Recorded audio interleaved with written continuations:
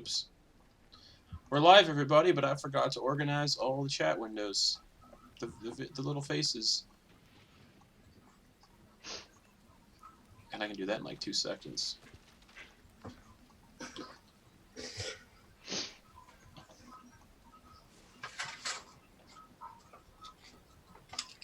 Boom, boom, boom, boom. Hello, everybody. And welcome back to Curse of Strahd. Am I muted? No, that's a surprise. Curse of Strahd, I believe we are on episode 6. And that is pretty good. Yeah. Month and a half. Yeah. Quick announcements before we begin. We have a podcast for our pirate campaign Beneath the Tide up on iTunes and Spotify. Or Apple Podcasts, whatever you want to call it. Where you can go check out our little pirate campaign and check out our latest episode, which is episode 5. It ends on a really cool cliffhanger. And Garrett puts a lot of work into that podcast, so go check it out and give us a rating, and preferably 5-star rating if you like it. And yeah, a lot of work goes into it, so check it out. As for other updates, really don't have anything else that's super important to talk about in terms of the channel, other than applications for Soldiers of Lich Queen have closed now, and we don't know when it'll be coming back with the full cast. Hopefully it'll probably be sometime in September. When the character artist has had some free time to actually do some commissions, because she's not available till September. So once we get those 2 new characters art drawn up, we will be good to go, I assume. Other than that, it's time to continue with Curse of Strahd tonight. The party has ended up in the village of Krezk, up in the mountains, where it is cold and snowy. The villagers seem a little on edge, not wanting to let people in. And the party has been tracking the movements of Ireena and Ismark. And they remember that the goal was to take Ireena to the Abbey of Saint Markovia, which is nestled here in Krezk itself. So the players are much closer to their goal. And they leveled up last session, so Woo. We're going to pick up with you guys, basically, moving through the gates of Krezk. You have entered Krezk. You've passed the gatehouse.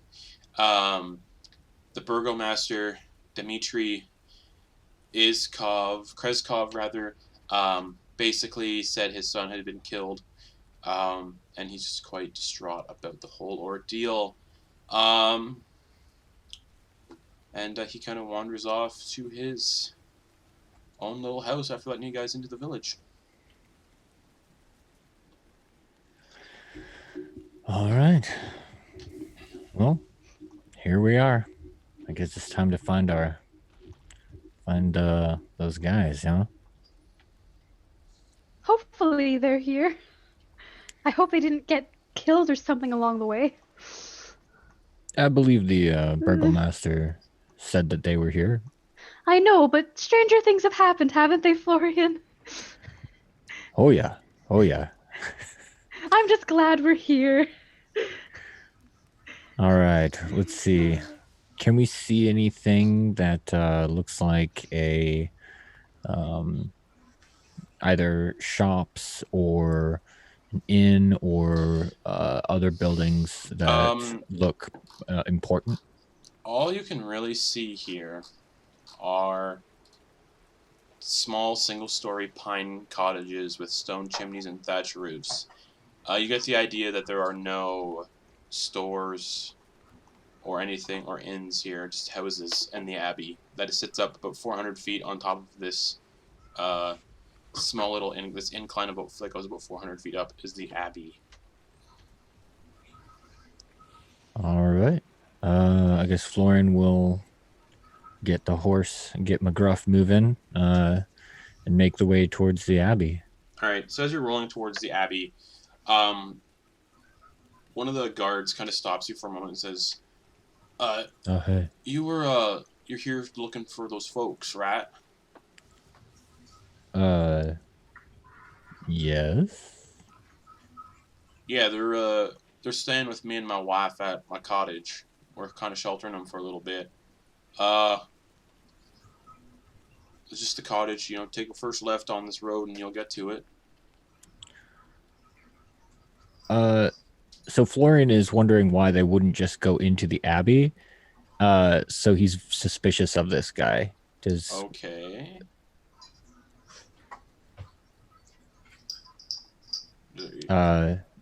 is he is he doing any like weird facial No, tics or like just is there any reason why Florian wouldn't trust him? Like other than the really weird instance of, hey, why aren't they just in the Abbey? probably not. All right. Yeah. Yeah. Lead the way. All right. He takes the immediate left down down the first immediate left, and he takes you to the first house that you guys can see. Is that the S3? No, that's where the town description would be. Oh, okay. Yeah. So he takes you to like right about here, Oh, okay. and he knocks on the door and goes, "Honey, I'm home. The people that our guests have been talking about are here."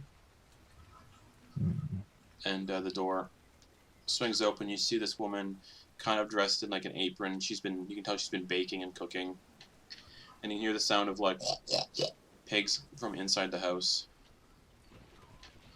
And Ireena and Ismark kind of come to the door as well, and you can see them. They look perfectly fine. Oh.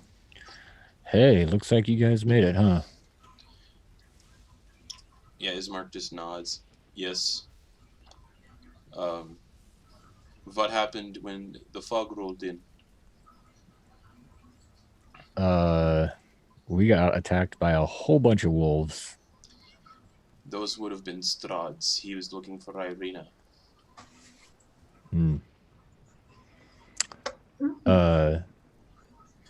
I imagine this Strahd fella is the reason you used our names. Yes. So you couldn't have given us a heads up back there? No, I couldn't. Well, what's the plan? Why haven't you gone into the Abbey yet? Well, it was a rather harrowing journey, and our carriage got attacked by wolves, killed our horse. So we had to walk for the last couple miles. So quite tired. So we decided to just wait here. And that's all uphill, isn't it? Yes. Damn. Have some food and drink, and then probably hit the Abbey. And you mentioned every time the Abbey is mentioned, the residents, like the guard and his wife, kind of seem a little on edge when the Abbey's mentioned. They kind of like flinch a little bit and kind of shake their heads at the mention of it.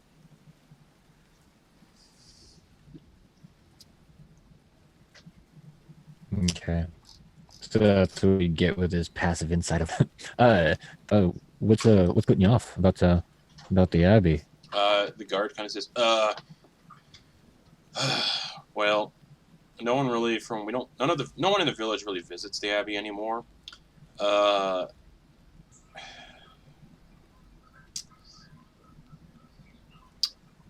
bell kind of rings at odd times, day and night, and times we can hear screams and inhuman laughter throughout the village coming from the Abbey.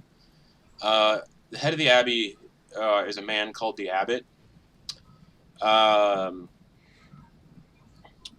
He likes to show up from time to time, help us folks out,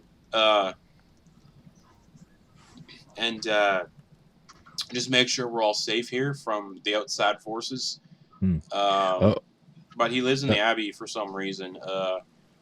The consensus is he's there to kind of hold the, I don't know, maybe he's holding forces at bay or something there. He's very powerful. Huh. That reminds me, the Burgomaster, his son died recently. Yeah, yeah. His son Ilya um, died just a few days ago, actually. Uh, yeah, it's it hasn't been the best for the Burgomaster lately. Do you know how his son died? I'm not too sure. A lot of rumors, mostly. People think Oh, he I dabble was. in the rumors. Bring them on. Uh, just or my apologies. He died a week ago. Of some kind of illness. Apparently, that's one of the rumors. Is an illness. Uh, and he was about 14 years old. Not uncommon for illnesses to kind of sweep through this part, though. So no one's really too suspicious about it. And as he mentions it, you can kind of see by looking out a window, a lot of these homes have cemeteries in their backyard, and you can kind of assume that the people bury their family in their backyards because they do not want to leave the safety of the village. That's pretty cool. I had a house once that had a cemetery in the backyard. Pretty cool. That's like a goat. It is how you get ghosts. Yikes. I'm just imagining Ryan like looking out the window and just saying that to herself. That's 100% in character. Man, I got a lot of cool stories about that house too. Anyways, yeah. All right. So you guys said you wanted a bite to eat before? Oh, yes, we actually just finished up breakfast. How are the rest of you? I don't know. It's we hit the trail bright and early in the morning to hopefully catch up with you guys, and looks like we got here just in time. But I don't think we did. We Flynn's trying to remember what we had for breakfast. Well, we did have that wonderful chicken dish, remember? Oh yeah, that was all in one day, wasn't it? Yeah, you guys Man, that was this morning. You guys hauled ass. Yeah. So it's actually probably maybe like almost noon or like 1 p.m. Actually, no, it's probably almost they had a noon. Brunch. They had a brunch. Yeah. A wonderful brunch. Damn, I want a mimosa. But yeah, you guys ate that chicken bright and early. All right. Well, unless you guys are trying to keep it low key, we could just head off to the Abbey, right? Yes, we could go to the Abbey. Yes, we could do that. I mean, Father Donovich said taking her to the Abbey would be the best course of action. So, I trust Father Donovich, even though he's a bit insane. We came in contact with a strange person that approached us, but then quickly ran away. They looked a little bit like this, and Florian will do an illusory image with prestidigitation. Yeah. Um, Ismark and Ireena both shake their heads. Yeah, no idea who that is. And Ismark's also like, never seen that person before. Okay. Well, keep your eyes out. He seemed pretty fishy. We saw him in Valaki. We did not hang there long.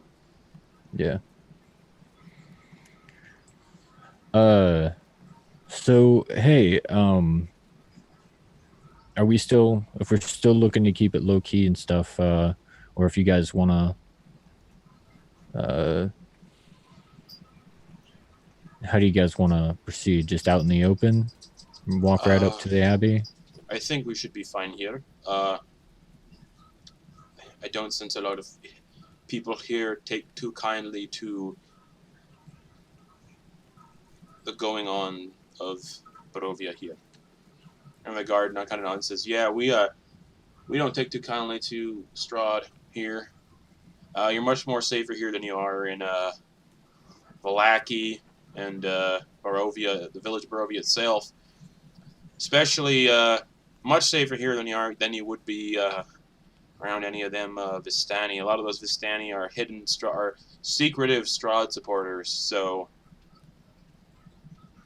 if you ended up in a Vistani camp, that's a good way for Strahd to find out where you are." So what makes you say that? Well, judging by your horse and carriage you got out there, that's definitely a Vistani carriage. So you might have some people here a little wary of who you are. But if you don't look, just looking at y'all, you're not Vistani, so that might help a little bit. I assume you commandeered this wagon. Yeah. After we were ambushed by a pack of wolves, we just kind of were like, we need to get out of here. So. Yeah. The Vistani are kind of tricky. No one really knows where their allegiance lies right now. Heard stories about this. I've heard a lot of stories about them. They can curse you if you're not too nice to them. Who knows? They're in league with Strahd. There's a lot of rumors, not a lot of concrete evidence, but you know what people say. Racist. It's just a bunch of racist people saying that about the Vistani. So I don't know. It's troubled times right now. People are on edge. I gotcha. Well, yeah. Let's do it. Let's go find this abbot. Or I advise you probably might want to leave your carriage here. Just yeah, sure thing. Is it yeah. Do you guys have anything to feed old McGruff there? Oh, for sure. You see, like I said, you hear pigs inside. You see that there's indoor pens, kind of in these cottages, and in the indoor pens are pigs, hares, chickens. So they have feed for animals, so they can easily. Yeah, we can feed your horse. It's no issue. Excellent. What do I owe you? Oh, don't worry about it. Really? Oh, your kindness is amazing. Thank you. Just yeah. The abbot's an interesting fellow. Not many people see him. He does come down once in a while. So if you do see the abbot, well, I don't know. Yeah. I guess if we see him. He looks at you, Florin. You're not dressed too well for this weather, are you? No, I'm not. That's why I was looking for a shop nearby. Yeah, unfortunately, we don't got any. Freezing. We don't got any of those here.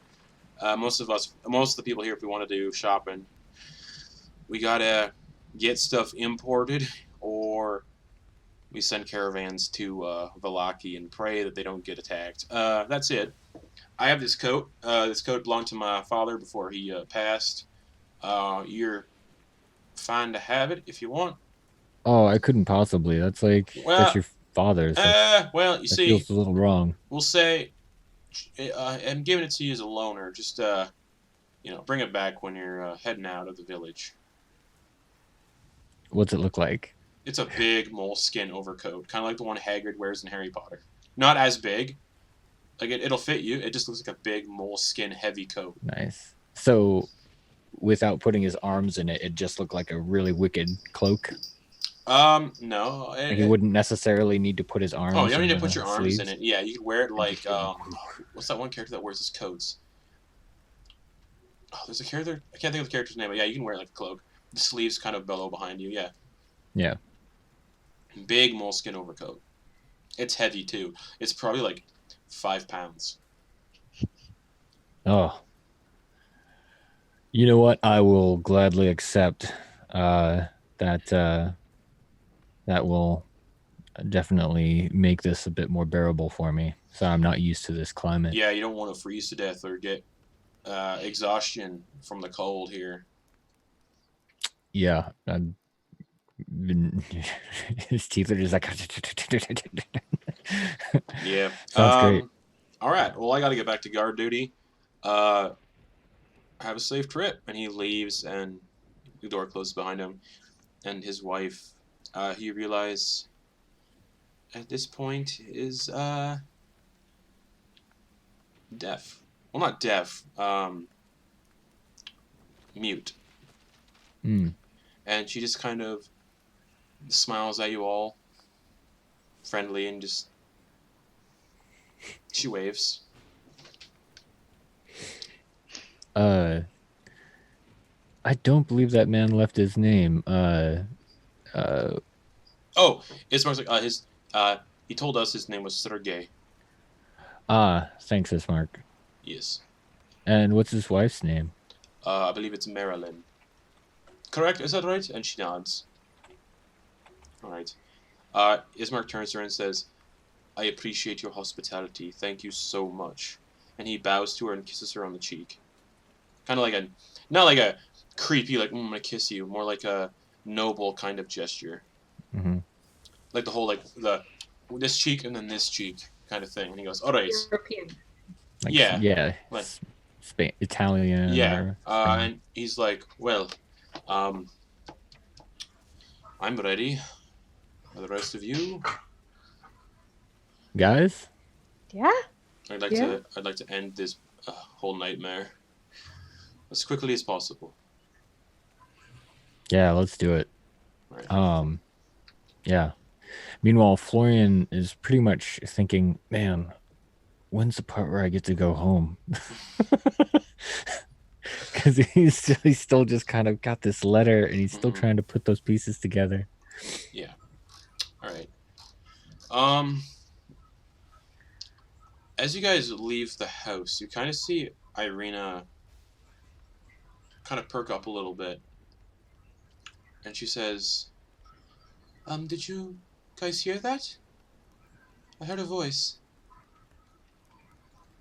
No. No. Mm-mm. She's like, okay,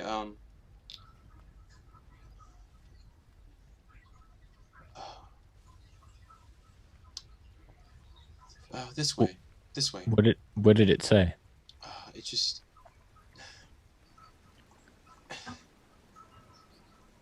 Here.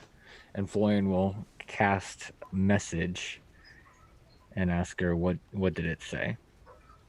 I don't know. It's just... It sounded familiar. Ismark's like, maybe it's the abbot speaking to you. Maybe he knows you're here to keep you safe. She shakes her head. I don't think it was the abbot. Does she look different? No, she doesn't. Like, is there anything different about her? No. Okay. She's like, well, aside from the vampire bites that you guys know that are on her neck. Oh! You guys would have seen those. I forgot to mention, you would have seen them when you first met her. Yeah. That's good to know. She's not a vampire, though. Huh. She's not a vampire, though. She's like, okay. I think we should all be on alert. Don't draw your weapons. We don't want to scare the villagers. I just want to be sure that we're safe here. We're gonna go check this out. Okay? Oh, how about no? Why don't we just go to the Abbey? I mean, that's why we're here. No. Ismark. He's like, help me out here, bud. And she walks She's off. acting weird. She walks off towards down the road. And he's like, Ireena. She's like, Ismark, I'll be fine. I'll meet you at the Abbey, or you can come with me. It's your choice either way. And she continues off down the road. Flynn will just look at Ismark and start walking where she's going. Ismark's like, alright, but I am drawing my sword, because fuck this shit. And he pulls the sword out. Shing.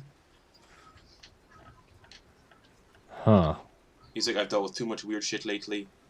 The rest of you, I don't give a fuck if you arm yourselves right now.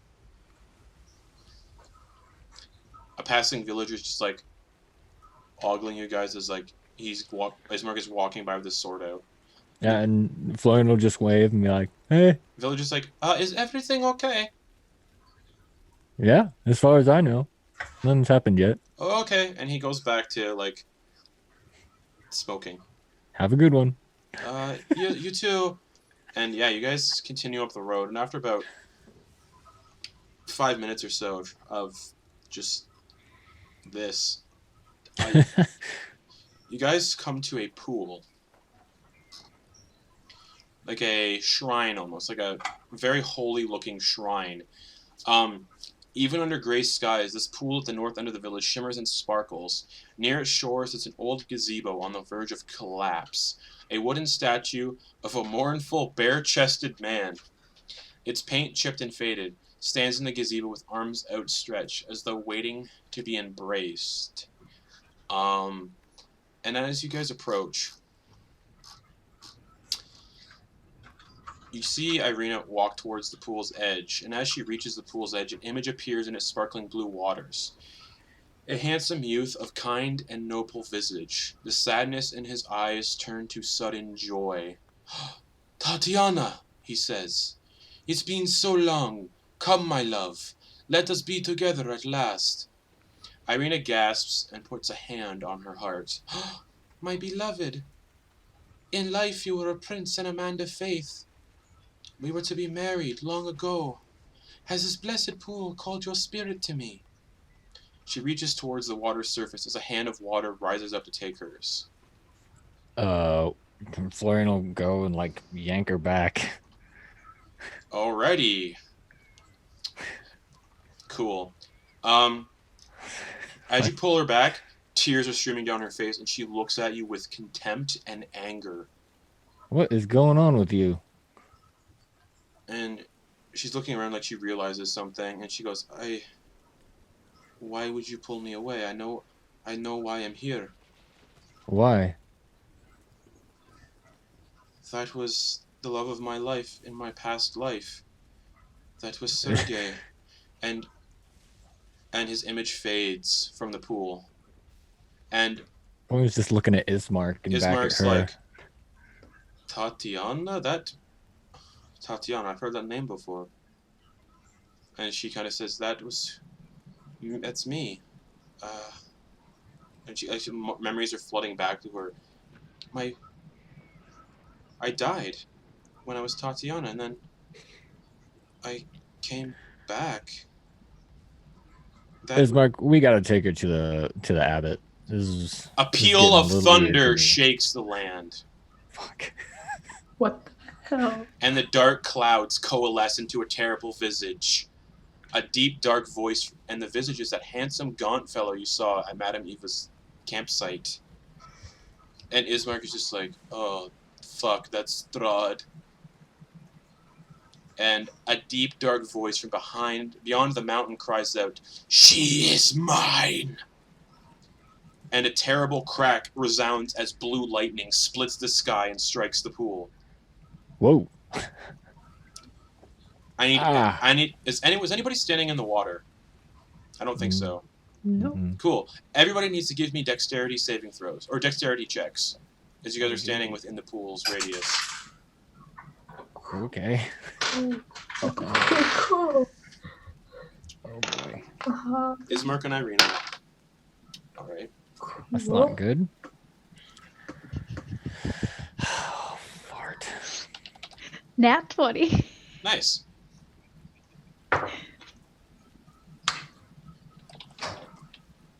$12. Okay. 7. Okay. 9. Okay. Anyone who got below a 17 is knocked prone. Jeez.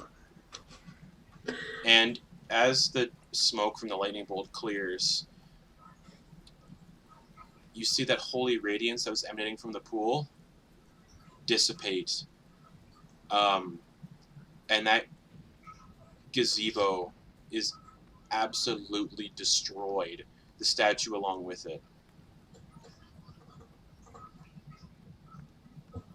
And you're just standing around this pool as Ireena is just sobbing tears. Florian will get up off his ass. Okay. And Florian will do a check. Is everybody still there? Everybody's still there. Everyone's kind of like on the ground getting up. Florian's just gonna keep looking at at Ismark like, what are you doing, man? Let's go. He seems just as confused as you are. And he's like, Ireena. She's like, no, Tatiana. All right. Hey, hello, Tatiana. My name's Florian. I know who you are. Well, I'm just we saying, are. I know who I am now. I know why I'm here. So what's the plan then? We have to kill Strahd. I feel like Sergey. She gestures to the pool. He was going to free me from this land. My beloved was going to take me away. And she looks lost. And Ismark's just like looking around like, what the fuck is happening? And he looks like, Tatiana. Sergey. And he's kind of putting things together in his head, and he's like, Sergey, was that Sergey von Zarovich? And she nods. Yeah, my beloved. And he's like, oh, okay. Strahd killed Sergey because he wanted Tatiana. That's a story everybody here knows. He's like, you're... Oh no. Oh, no. What? I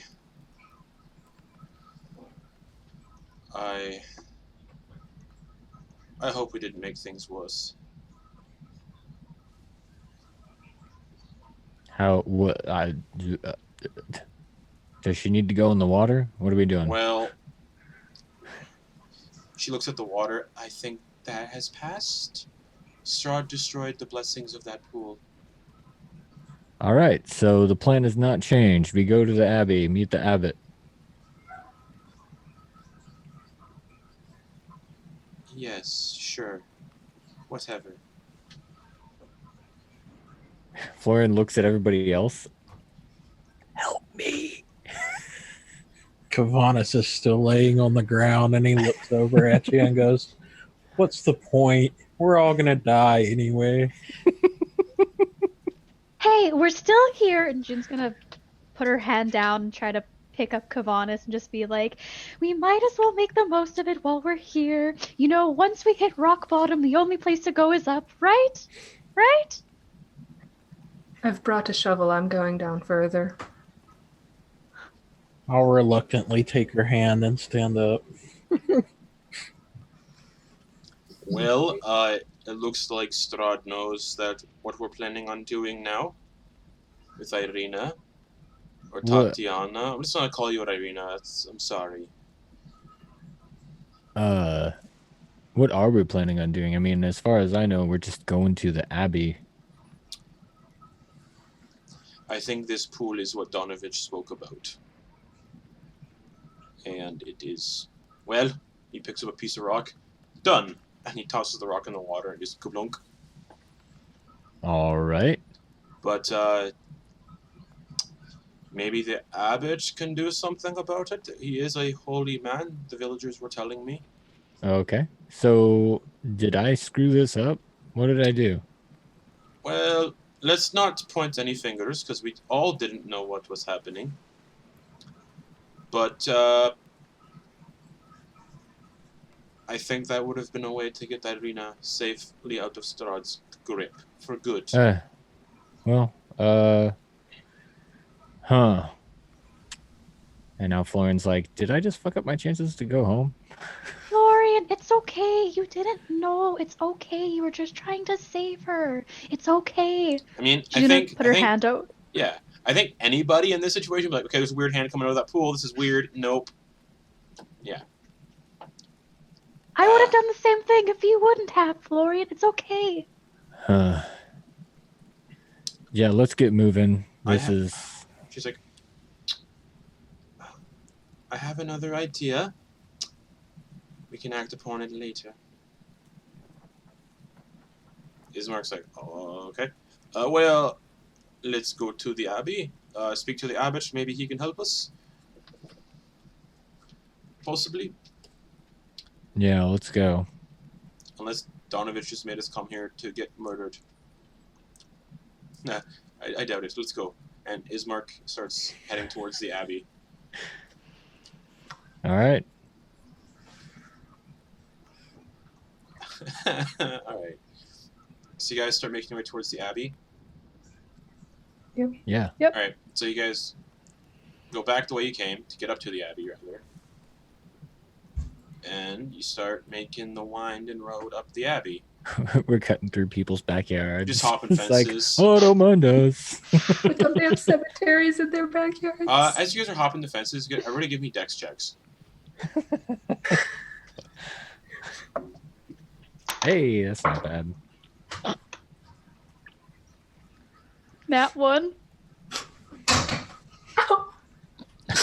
So as you're all like easily hopping fences and stuff, you guys watch as Jin goes to hop a fence, doesn't quite clear it. She hits the fence and kind of like from Shaun of the Dead, she brings the entire fence down with her and just face plants into the mud, just doof. And you hear, Oh no! and then as the fence falls, you hear, Oh I'll no! walk over and put my hand down and go, only place to go is up, right? Yeah. Thanks, Kevenas. He's gonna take his hand and stand up. all right. You guys see there's a kind of some feathers coming to the ground. The fence had crushed a chicken. Oh no, I'm so sorry. I'm so sorry, And sweetie. I didn't mean to crush you. There's a little boy sitting there going, "You killed my pet." Oh, I'm sorry, bud. He's not dead. He's just sleeping, sweetie. It's okay. It's okay. There's like two little droplets of blood splattered on the kid's face. He's like, "Oh, okay," and he goes back inside. Florian's gonna put the fence back up after everybody's on the correct There's side. just like a squash chicken underneath. Oh no! Is the fence broken? No. Okay, he's just gonna move it, put Yeah. it back up into place. There's kind of like a sticky strand of like blood and goo from the chicken that just is on the other side of the fence. Yeah, Florian will do a little bit of prestidigitation and get that off. All right. No. Pick up the crushed chicken and hold it up for Jen. Dinner tonight? Yeah, actually, if you want. We just killed a kid's pet. You're gonna eat it for dinner? It's already pounded out. Just think of it as chicken schnitzel, right? The door opens to the backyard, and the family's saying, what are you doing in our yard? Get the fuck out of here." Sorry about that. We accidentally. Hey, is that our chicken? Yeah, we accidentally killed it. Here, will this pay for it? And he'll hold up one of those electrum pieces. Yes. Thank you. Yeah, sorry about that. Yes, I'm sorry. I'm so sorry about that. I don't care. Get the fuck out of here. Or I'll call the guards. Oh, yeah, we're going. Bye. And he goes back inside with his crying child. Oh boy. Oh, this has been a day. I'm sorry, guys. I'm so sorry. Florian's gonna look around. All right. You guys don't really see much, but Okay. you guys eventually get to the road to climb up, and it is a 400-foot ascent to the top. And the switchback road that hugs the cliff is 10 feet wide and covered with loose gravel and chunks of broken rock. The ascent is slow and somewhat treacherous as the air grows quite colder as one nears the top. Florian will bring it close. This new coat.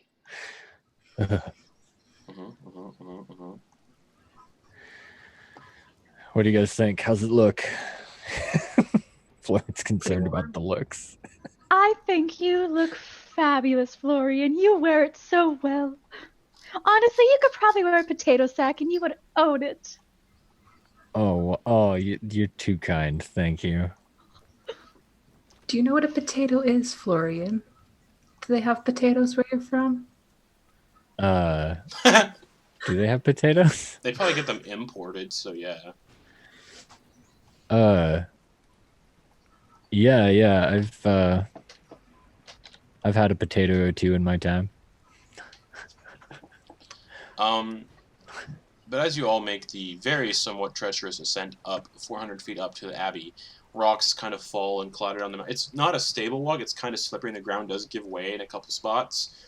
But after about, I'd say, going 400 feet up on very treacherous ground, about an hour and a half to get all the way up. Whoa. And you guys eventually make it to the top of the Abbey of Saint Markovia. And I'll move you guys, and you guys can see the gates directly ahead of you, beside a very big tree.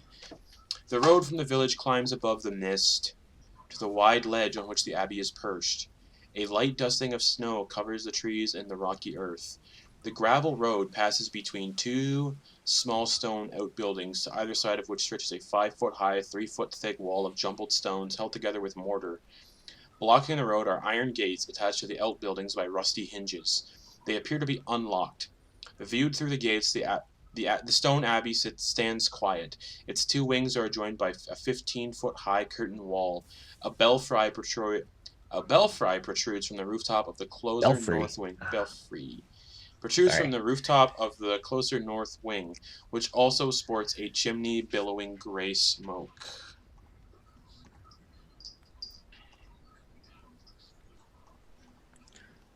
Nice. Florian will approach the gate but not open it and just kind of look for someone. Alright. So, yeah, the gate, if you want to approach it, is right here. Ah, yeah. Oh, we've got... Oh, nice. Dynamic lighting, son. That is very nice. Does everybody else see this stuff, or is it just me? Just you from where you are. Okay, so... But you technically don't... wait, hold on. No, you can see through the gates, but yeah, they're closed right now. Okay. Hello?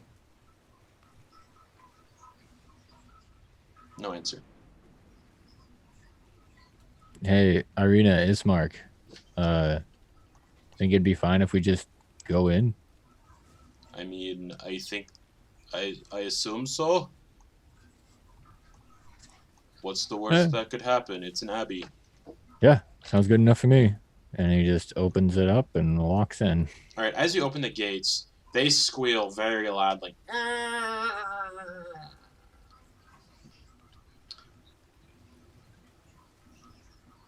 And as the loud gate swings open, you kind of hear things stirring in the opposite guardhouses to the left and right of you. And you see... Oh, geez. You see these kind of guys kind of step out. One, kind of... Man. One is about 4'9" and kind of squats instead of standing upright. He looks like a beardless dwarf with patches of donkey flesh covering his face and body. He has one human ear and one wolf's ear, and a protruding wolf snout and fangs. His arms and hands are human, but his legs and feet are leonine. And he has a donkey's tail. And he's just like, hello, hello, hello, hello, hello, hello, hello, hello, hello, hello, hello, hello, hello, hello, hello. And the other figure that comes from the other house is 4'7". The left side of her face and body appear to be covered with lizard scales, and the right with tufts of gray wolf fur. Between these tufts is pale human skin. One of her eyes is that of a feline, and her fingers and hands resemble cat's paws with opposable thumbs. She has a gruff voice and wears a gray cloak with black fur trim, and she's like, hello. Hey, how are you guys?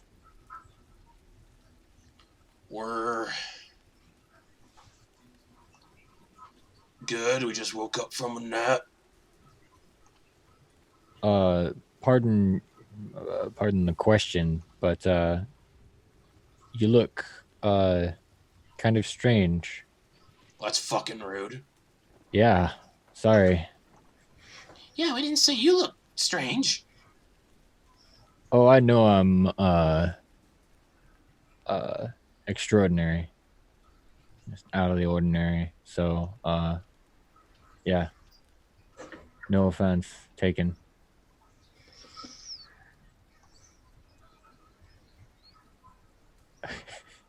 So, we're actually here to find the abbot, meet the abbot, and hopefully find out more about one of our friends here. Oh, you're looking for the abbot? Yeah. Are there any more with you? Florian looks around and is just like, guys. Yes.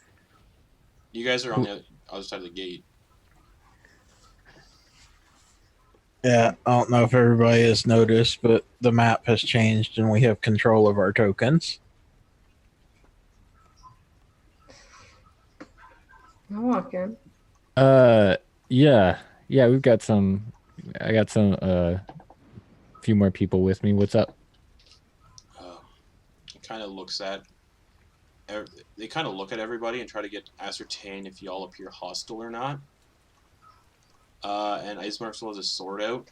He's like, oh, he puts it away. And they're like, you here to kill us? That is not in our plans. We're just looking to meet the abbot. Do people come by very often? Not for a kill you? while now. Okay. And he kind of laughs like, huh? Yeah? He laughs like a donkey. The little one. And he's just like, all right, follow me, please. And the two guards start walking. And, yeah, all right. Yeah. And, they lead you guys into the Abbey through the gates. And as they lead you guys through the gates... Like over here somewhere? Hold on. Oh, sorry. I moved the token. Just Yeah, hold on. Okay, cool. So, they eventually lead you all. So I gotta group all your tokens together. Sorry. It's all good. Just make it a little more difficult. Move y'all here. And then move y'all here. And you got past this through these set of double doors into the Abbey itself, and you guys find yourselves waiting in a courtyard. The thick fog that fills this courtyard swirls as if eager to escape. The courtyard is surrounded by a 15-foot high curtain wall on which stand several guards with their backs to you. Or so it seems. It's clear now that these guards are merely scarecrows. Wooden doors to the north and east lead to the Abbey's two wings. In the center of the courtyard is a stone well fitted with an iron winch, to which a rope and bucket are attached. Along the perimeter, tucked under the overhanging wall, are several stone sheds with padlocked wooden doors, as well as 3 shallow alcoves that contain wooden troughs. 2 wooden posts pounded into the rocky earth have iron rings bolted to them, and chained to one of them is a short humanoid with bat wings and spider mandibles. The quiet is shattered by horrible screams coming from the sheds. Just and the two are just like, sorry, ignore our siblings. And they walk off towards this direction. And just wait here, please. Yeah, all right. And they walk off to this door right here, and they step inside. When this thing made a noise, did it sound similar to Donovich's son? No. Okay. And yeah, they go into there. Florian goes over to the well and just kind of, look at it. It's a well. Is it? If he looks down in it, is there water?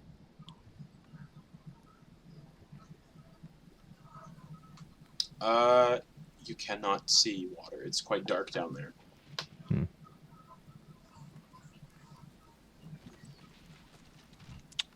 Hello. He says it down into the well. From down in the well. He just looks at everybody else. Maybe just stick our noses in our own business for the time being. Yeah, I guess. I thought wells were more of a public utility. My bad. And the one that you can see one of these figures chained up, the one with the bat wings and the spider mandibles. Yeah. It's just like looking at you guys. It's like, nom, nom, nom, nom, nom, nom, nom, nom, nom. Hello. Nom, nom, nom, nom, nom, nom, nom,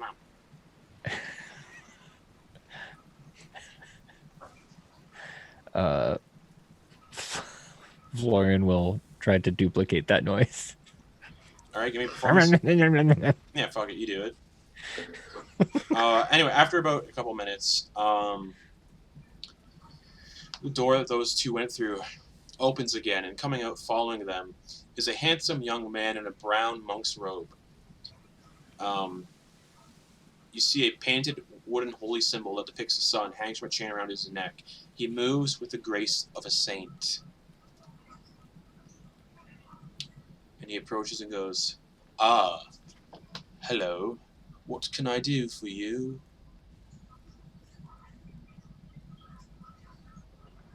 Ismark. Yes.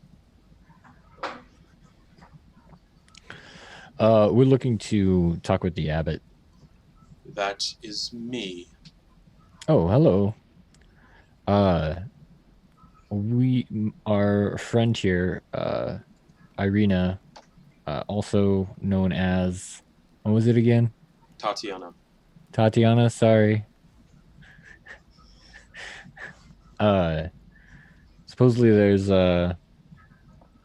this Strahd fellow has been harassing her. Strahd. I know lots about Strahd. Good. So maybe you can fill us in. People haven't really been talking too much about him. We just is he like some wizard? What's going on? He seems to like he is the lord of this land.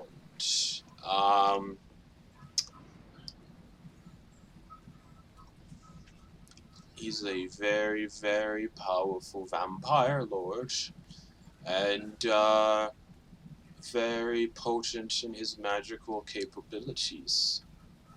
I saw the lightning strike hit the shrine. I assume that is of his doing. Has Florian ever heard of a vampire or know what that is? You know what a vampire is. Yeah? Oh, yeah. Yeah, you guys... So, a little bit of backstory based on Beneath the Tide a couple nights ago, or last night. There were vampires roaming that pyramid. Oh. Vampires are very, very common on Silgar and the tombs and stuff. Oh. You guys narrowly missed them. Oh, good.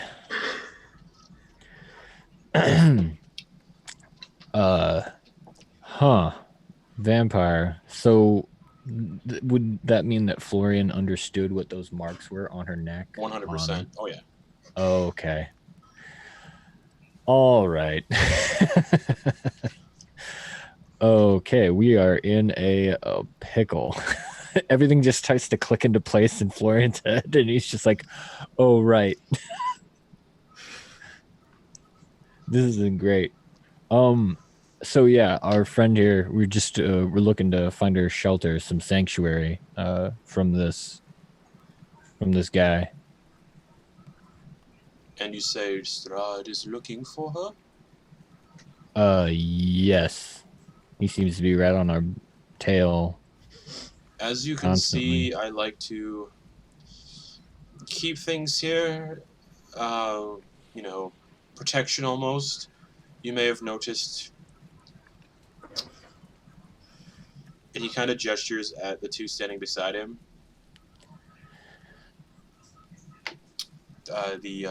The Belleviews. I'm I'm keeping them here, to avoid them harming the villagers below. Oh, what are?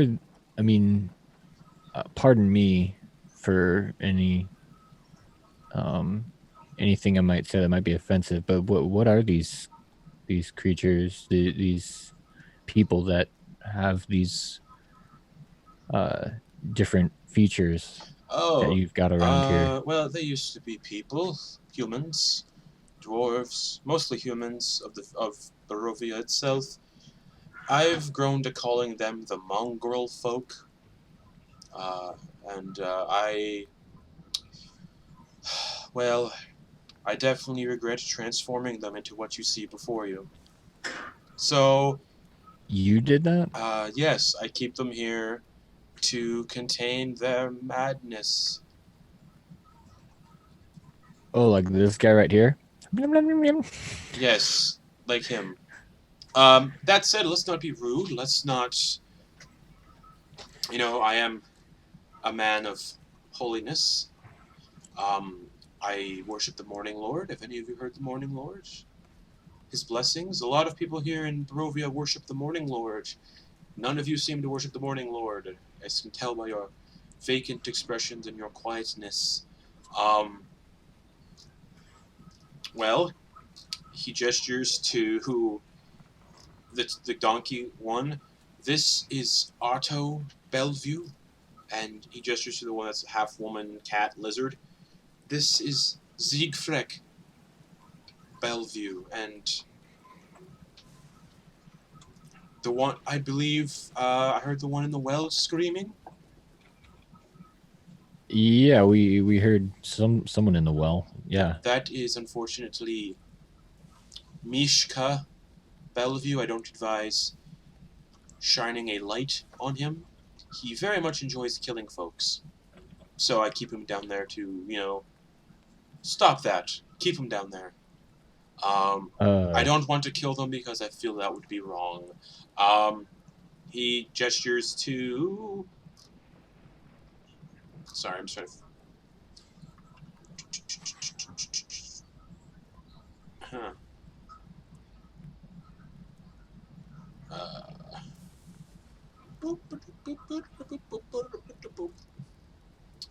And he points to the one that's chained up with bat wings. Mhm. That is Marzina Bellevue. She is the much older sister of the one in the well. But yes, this is quite a safe place. Strahd does not come here. He does not come to the Abbey. So if this is a place you see, I could very well protect your friend here. That would be great. Ireena, Tatiana, what are you thinking here?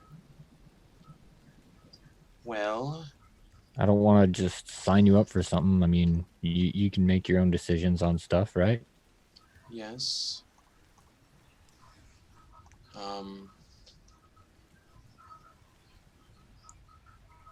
Strahd wouldn't find me here? The abbot shakes his head. No, he wouldn't. And even if he did know you're here, he wouldn't come here. The place is too holy for him to come into. Plus, I'd have to permit him entrance. So there's also that. The Abbey is my home. He can't just come in unannounced.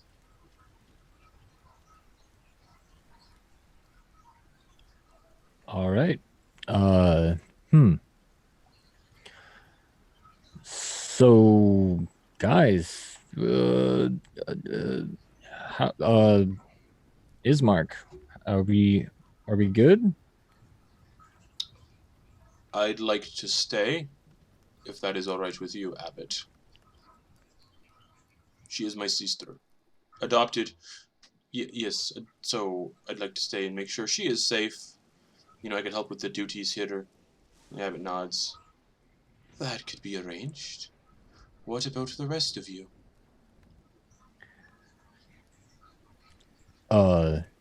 I mean, outside of the goings on of Krezk, I don't know. I don't know what else we would need to do. Ryan, Jin, Kevenas, what do you think?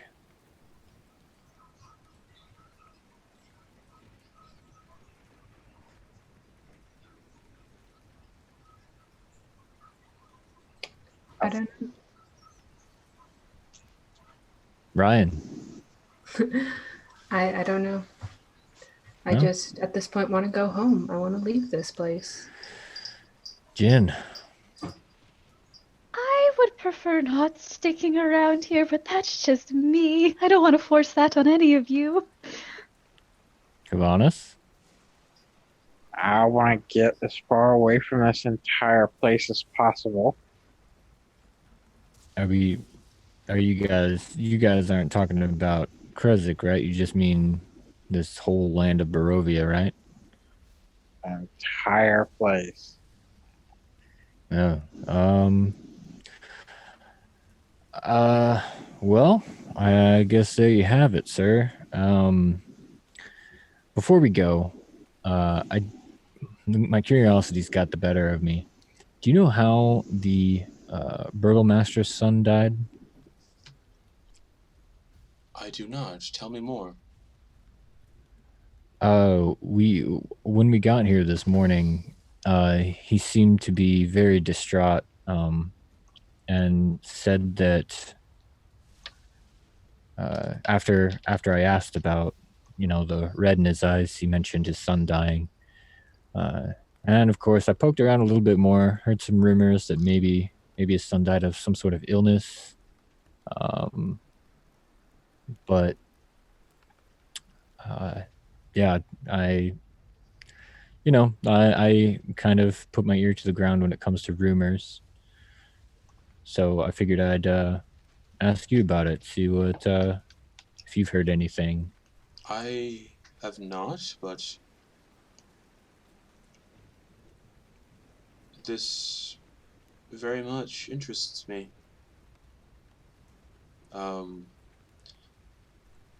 How long has he been passed? Did they say? I think it's within the week, right, guys? Within the week? Last week, a Yeah. week ago is what he said. So 7 days, give or take? Alright. And you say it's the burgomaster's son. How does the burgomaster seem? Does he seem distraught? Oh, very much so. Suicidal, perhaps? Oh, I don't know about that. He gave us a task to secure a shipment from the winery to the south. So Yes. I can't imagine he's too suicidal if he's looking to the future in that regard. Yes. Well, as a man of healing, I think I could do some good here. Yes. Well, your friends will be safe here. We can go. If you'd like to escort me to the burgomaster's house, I could.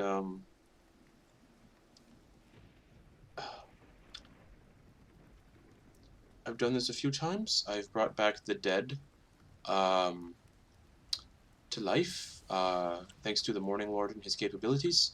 The holy magic, bringing the dead back.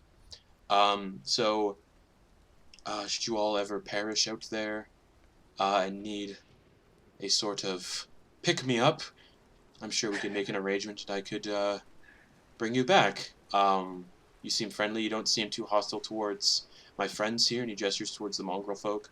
You don't seem to stick your nose into people's business.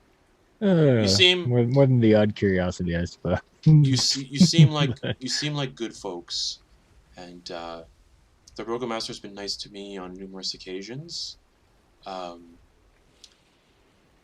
He used to send wine to me up here to the Abbey every once in a while, and it's been gone for a while, so it makes sense that he'd like you to check out why the supply has run out. So I think I could repay the favor for his generosity and we could try to bring back his son from the dead. I believe Oh. that might put some good morale back into the village itself. Correct? Correct? Florian just looks around at everyone. Yeah. Yeah. All right. Florian's just excited to see this thing this miracle All right. that this guy's talking about. Otto, you and your sister, please take our guests here to show them where they'll be staying, show them their rooms, make sure they are adequately well taken care of and safe here. We do not want Strahd sensing that they have come here. Besides, he can't get in anyway, but the less hassle we have from him and his pests, the better. They go, okay, yes! And Ismark looks back at you guys and just kind of gives you guys a thumbs up. And the two kind of head off to the living quarters of the Abbey and start to get, like, prepared and stuff. He's like, all right, names. I don't know what any of you are called. You can just call me the Abbot, or Abbot. He looks at Florian. You're the talkative one. What's your name? Florian Umbridge, man with the golden hands and the silver tongue. My friends. And he looks at the short drow man. One of the drow. Well, two of the drow, I see. We don't get many of you here in Barovia, so you must be important for some reason. He looks down at Kevenas, and what's your name? My name's Kevenas, and yeah, I don't know why I'm here. I assume none of you know why you're here. But it must be for some greater purpose. Yeah, I got this letter, but it seems to be forged. Yeah, I didn't get a letter. He looks at the other drow. And what is your name? My name's Jin, and she's gonna go and try to give him a hug. Yes, wonderful. Friendly, we don't see many of that here. Pray that does not leave you soon. The happiness and friendliness tends to get drained very quickly here. Oh, all right. Yes, thank you for that. And he looks over to Ryan. And your name? Ryan Anders. Wonderful, wonderful, wonderful. We are acquainted. All right. Let's go. And he walks towards the gates of the courtyard and steps out. Are you guys following? Yeah, did he give, what was his name again? I know he's the Abbot. He just said the Abbot. Okay. Good enough.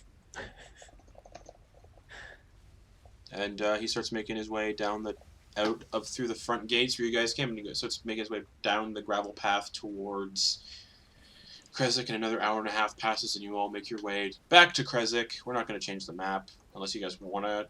We're going to change the map. Yeah. Because you guys might want to come back. Who knows? All right. We're going to go back to Krezk. And he knows where the burgomaster lives. So he's going to lead you all to there. And he takes you there. And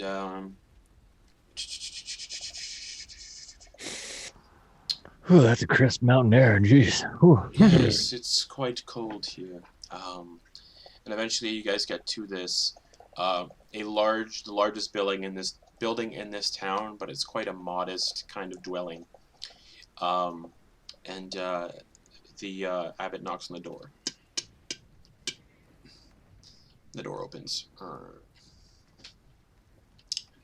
And immediately you see Dimitri and his wife kind of seem quite interested that the abbot is here, and they seem so happy. And Florian will poke his head out from the behind the abbot's shoulder, like, hey. Yes, I have brought some friends with me. they have informed me that your son, Ilya, has passed away.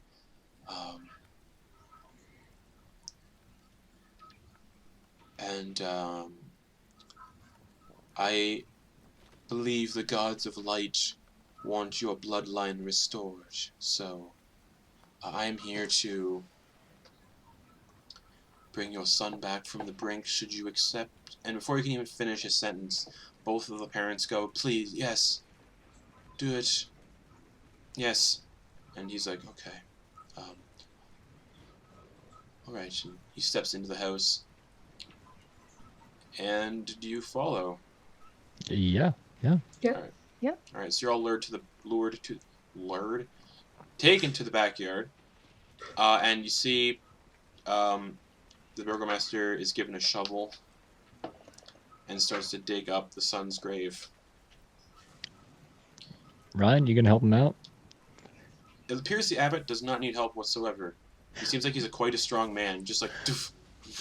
Yeah, it was more of a joke because Ryan said yeah, she had sorry. a shovel earlier. Oh yeah. And a couple minutes pass, and he digs up this makeshift wooden coffin. There's a stench coming from it. 7 days dead. There's going to be a stench. And he opens a lid of the coffin. You can kind of see the mother and father, Dimitri and Anna, kind of like covering their noses and their mouths, and tears streaming down their face. For the sake of all of them, Florian will just put out some prestidigitation good smells. Okay. And he just kind of kneels down, puts his hand into the coffin. You guys watch as a radiant glow emits from the abbot's hand. And then you hear breathing, and then and you watch as Ilya Krezkov sits up in the coffin and just looks around and goes, "Mother? Father?" Holy fucking shit. And the abbot leans back and goes, "The morning Lord willed it."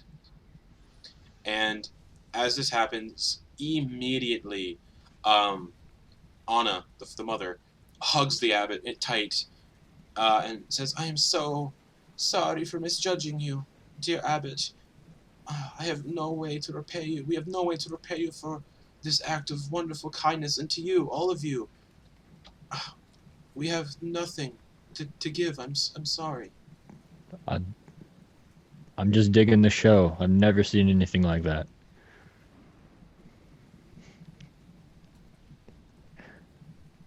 And they kind of keep hugging their son. So Florian's just gonna lean over to Ryan, Jin, and Kevenas and be like, I think we are, maybe we should leave them to be, happy with their son. Actually, and you guys watch as Dimitri approaches the abbot and all of you and says, "If there's anything I can do, please let me know. I'll do anything." And the abbot says, "Well, maybe these wonderful folks that told me about your poor son, and you could actually help me with something. Yes, maybe quite. I need a bridal gown. Now,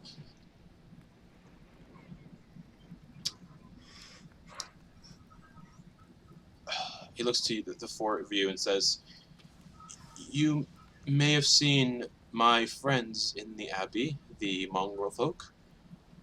Yeah, the lovely little guys, yeah. I tried tasking them with leaving to get me a bridal gown, and, well, there's reasons why they are imprisoned now. Yes. So,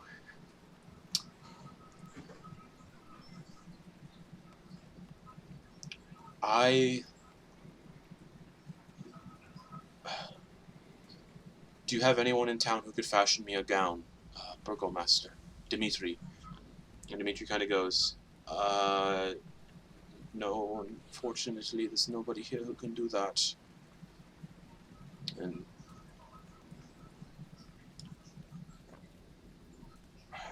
Do any of you guys know how to sew?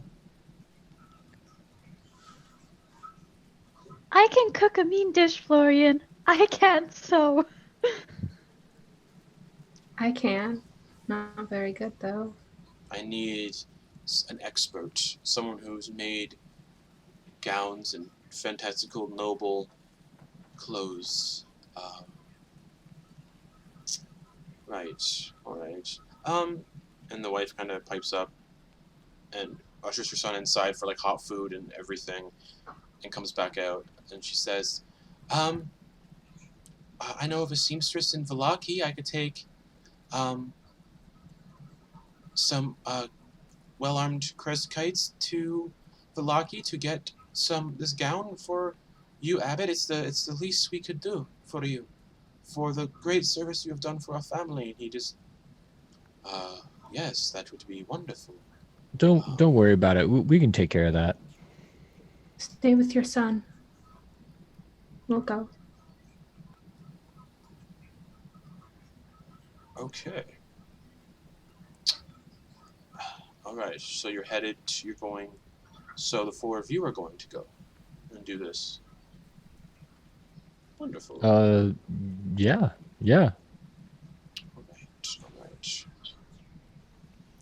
All right. All right.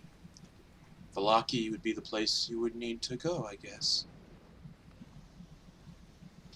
Okay.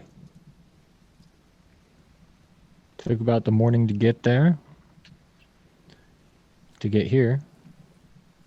Since we're going downhill, maybe we could do it a little faster. Make it before dusk. Yes, please. That would be wonderful. If you guys come back, when you come back, duskish, if you can get back by dusk, I should have a nice dinner made for you all up at the Abbey, and you all could, I'm sure my companion, my friends, could find you comfortable beds and lodging. Ooh. And a hot meal. Based on the time that it took to get to the Abbey from Vallaki, do you think that it would, I mean, would Florian think that that we could go there, buy a thing, and come back? It's probably about. It's probably pushing 1 p.m. It's probably about 12:45, and it's probably a couple-hour trip there. 2 hours to get there. Yeah. So you could probably get back if you get a dress and come immediately back. You could probably get to the Abbey, back to the Abbey at about 6-7. All right. Well, I thank you so much, Abbott, for your offer. Though based on our experience with the knights around here, we don't want to push anything, get stuck outside city limits. So we might come back tomorrow. That is fine. Yes, that's quite fine. Do we know how much something like this would cost? I don't know. I assume well, I would like a fine dress, so it shouldn't be any more than 50 gold pieces for a fine bridal gown.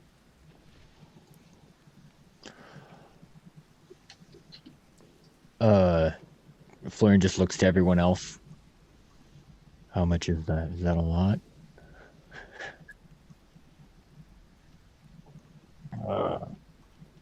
That's a good bit, but All right. I'm from a land that doesn't use these coins, so I'm a little not sure if we currently have that amount on us.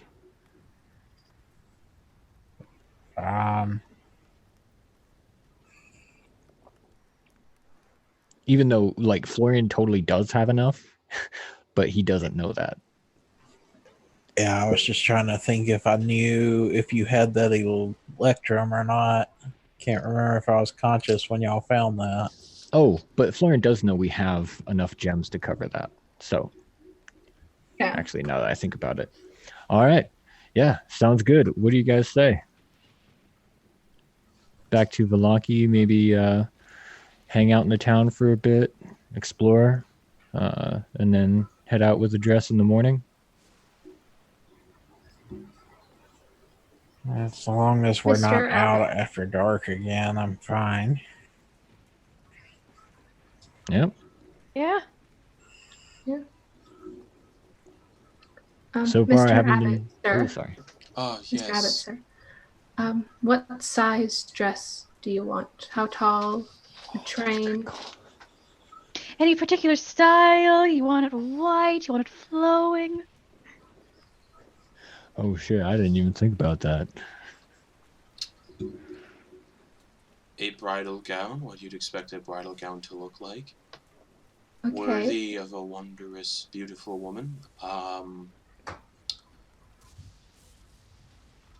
Standard figure, standard height. Probably 5 foot something. Standard. Just 5'8". Are myself or Jin close in size to the woman you are looking to fit the dress for? how tall are you guys? That's a good question.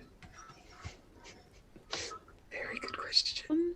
That would be Jin's- hilarious if the abbot was just like Florian's figure, but Jin's height. Jin's 5'7". Ryan's 5'3". He points at Jin. More like her. All right, good to know. Yeah. Looks like we're trying on dresses. It looks like we're trying on dresses, Jen. All right. This has been such a day. Killing chickens, trying on dresses. All right. All right. Again, thank you for your aid in this matter, friends. And he turns to Dimitri. I hope your son has a long and healthy life. And the abbot just sort of walks and leaves. So long. See you around. See you tomorrow, hopefully. See you soon. Yes. Goodbye, everyone. And he heads back towards the winding road up to the abbey. Well, it was lovely seeing you again, Dimitri. Yes, thank you for bringing back my son. Oh, we didn't do anything. It was just a matter of being messengers. That's all. No thanks needed. We're doing our own thing, but we figured we'd just spread the word and be just a little bit nosy.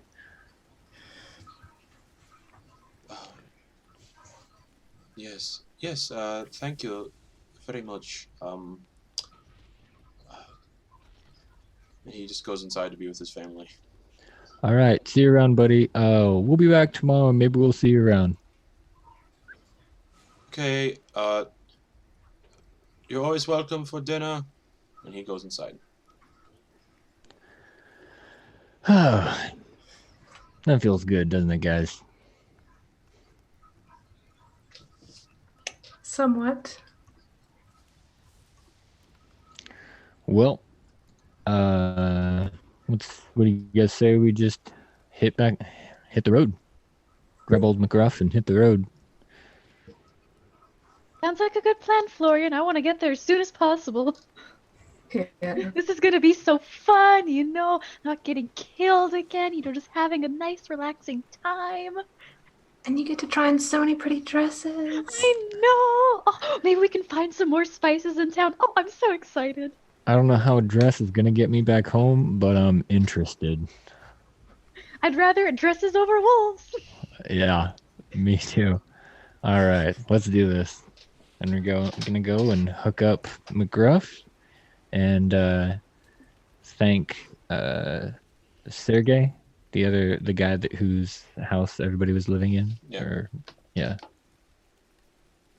All right, and you guys start tying up McGruff and onwards out of Krezk back to Valaki. Yep. Hitting the old trail. All right. You gonna give the guy his father's coat back, or? When we've been traveling this whole area, was it pretty cold? Yes. So Ryan, I'm actually gonna see if I can buy something in Valaki. Mm, And then since we're coming back tomorrow, I'll just leave it with him. Give him his coat back. sounds good. All right. So, you guys start setting off down the road. And after about half an hour, you get back to that bridge where you crossed before, across the river. All right.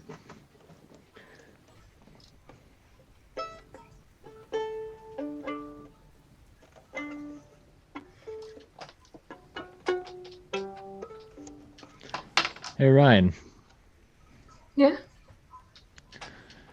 you know the first and last thing I ever stole was this violin.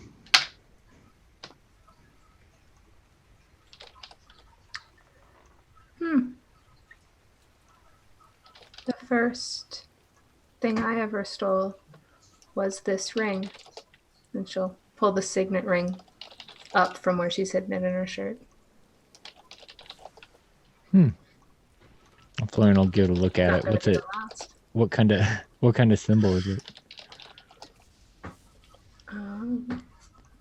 It's a very good question. Why are you asking me this?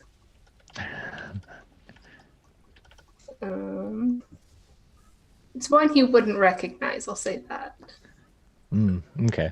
So it's not like a specific type of animal, it's just like a symbol of sorts. Yeah, no animal. Okay. Neat. Yeah, after I got this guy right here, I pretty much was able to, after a lot of time and hard work, I was able to,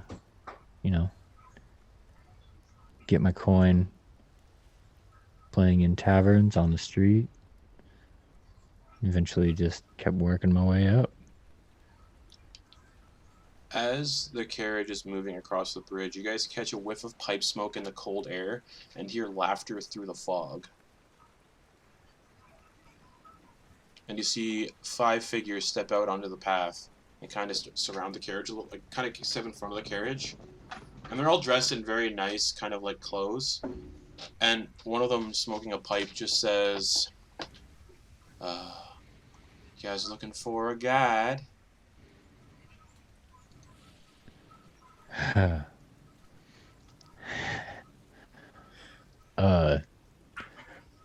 No, we got everything we need. Do ya? Yep. And Florian, well, he's holding something right now, so I'll just look at him. It's a nice wagon you got there. Definitely not yours. No, we fell upon some disaster and had to get around, so we borrowed it. We're actually headed back on our way to return it now. No, you're not. What makes you say that? Because it's one of ours. And upon What, looking at, as do the these fog guys starts look to like clear, Valaki? they are Vistani, Vistani? Oh, okay. and it's definitely one of their wagons. Oh, okay. Oh, if they look like Vistani. Okay. So, you can keep the wagon, just for a price.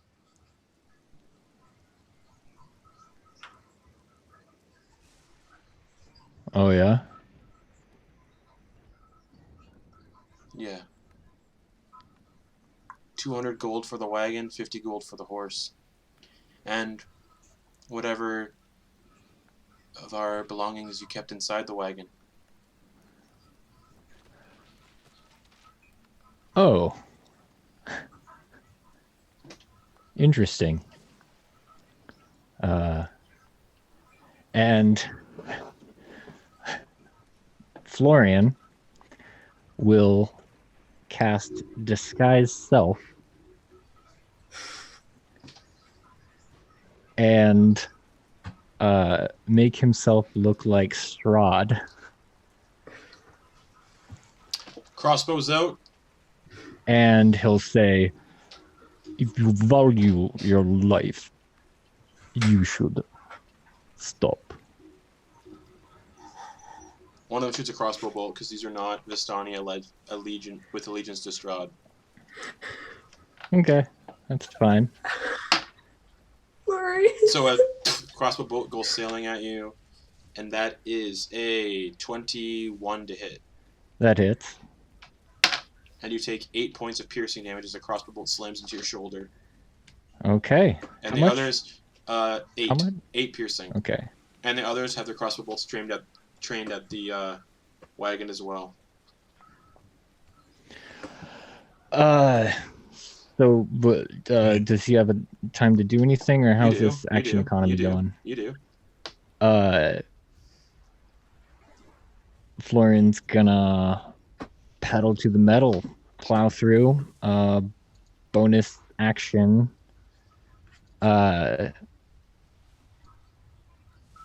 He's gonna shrug off the coat, along with the upper part of his shirt. Mantle of Inspiration. He's gonna give 5 temp HP to everyone in the party, including the horse. Okay. And that also means that the horse hopefully is going to get its 40 move speed. Yeah.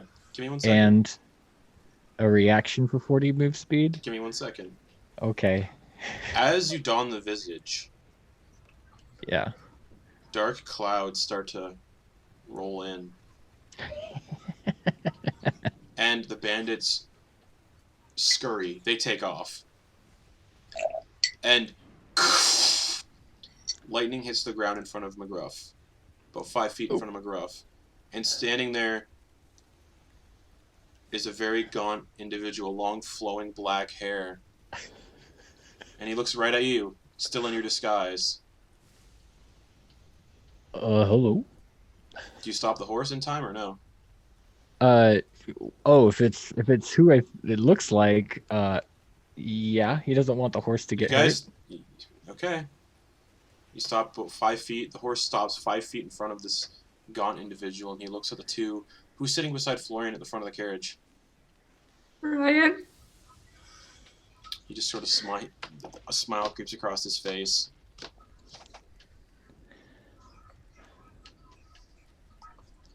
Where did you take her? Oh, you didn't see? I thought you were down by the pool.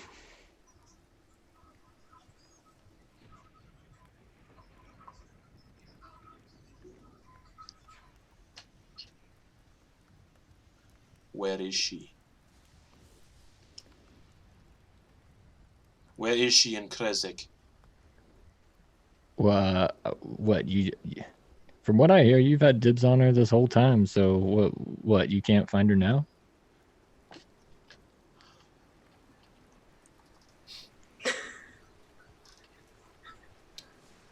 I need you to give me a wisdom saving throw. As his eyes flare a little bit. Oh God. 11. Cool. You are currently charmed by Strahd von Zarevich. And he says, now, I'll ask you again, where is she? In Krezk? Where in Krezk? Yeah, unless nobody's gonna stop him. How can I stop him? Just like, Can I hand over his mouth? Yeah. All right. He looks at you, Ryan. Sup? I need you to be very quiet for a moment. And you also need to make a wisdom save. Good at those.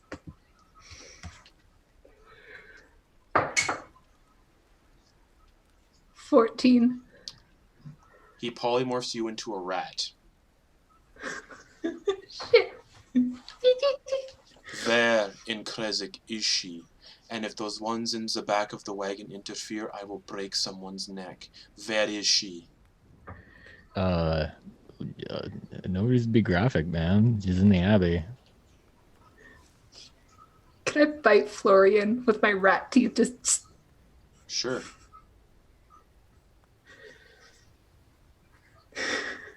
Yeah, Florian's not even even putting up any type of defense, so I imagine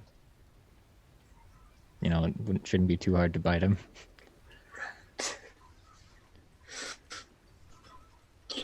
just on the So leg. I'll say this.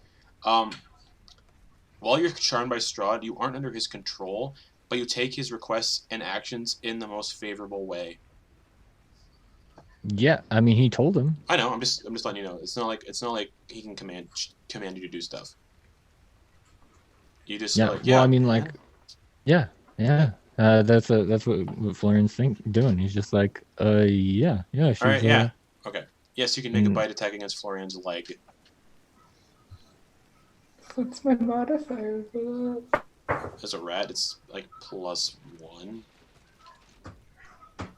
14. Oh, that hits. All right. We'll say you take 1 point of bite damage. Ow. And you can remake the wisdom save. Okay. Oh boy. Ooh, 18. You are no longer charmed by Strahd. Oh. And the people in the back can start hearing this commotion going on. Ah, damn rat. Why is there a rat out here, Florian? What? Are you okay, Florian? It bit me.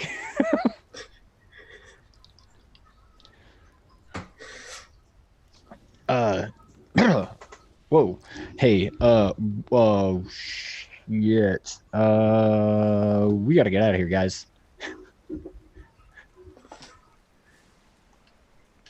Yeah! Yeah, Florian, let's just go. Let's just keep heading. It's fine. Yeah! You're trying to flee in the wagon through Strahd? Or around him. Or anything. All right. What else are we gonna do? I need everybody to roll initiative, please. Oh, really? Okay. Oh no. It's my initiative bonus is a fucking rat. Yeah. Well, I hit her. Oh, yeah. Yeah, so roll damage on the rat. Rat's gonna have a lot of health, so you're probably gonna be Ryan again. Alright. Oh, God bless. Wait, do you want me to roll an attack for that? For the rat? Yeah. Okay. Ooh, that's good. So yeah, if I hit it with my hand, just I rolled a 19 plus 1, so dirty 20. Yeah, that hits a rat. Yeah. And the rat back into Ryan. All right. Ow! So yeah, I need everybody to roll initiative, please. All right. I don't remember what I rolled now. Okay. Oh boy.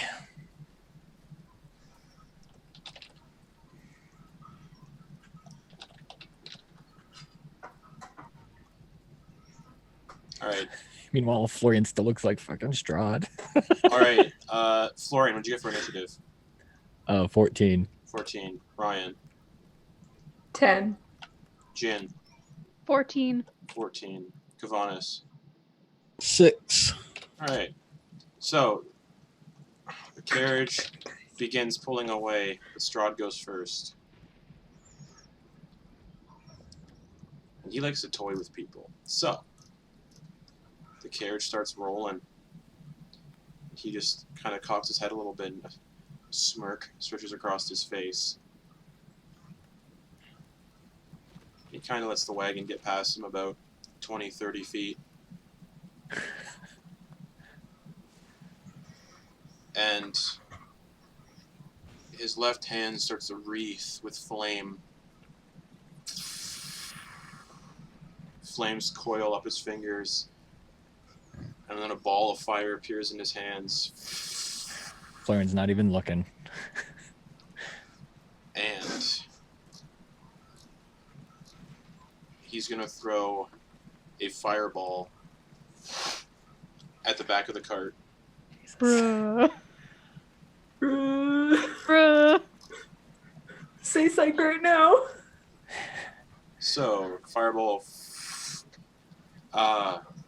range 150 feet. Yep, it goes into the back of the cart and explodes. Okay. I need everybody to give me dexterity saves, even McGruff. All right. Okay, that's good. Natural 20, so 26. Nice. No, Jin. Crap. So McGruff got a, what's his dex modifier? Nothing. Okay. So McGruff got a 17 and Florian got a 1. Oh no! All right. So everyone who got below an 18 Oh fuck. takes full damage. What? 4. An 18? Yeah, Ah, I'm playing Strahd how the book tells me to play him. It's fun. okay. Yeah. Oh, well, the only reason I was confused is because okay. Oh yeah, that's right. Because my save was an 18, wasn't it? And that's what Yeah. got me out of it. Damn.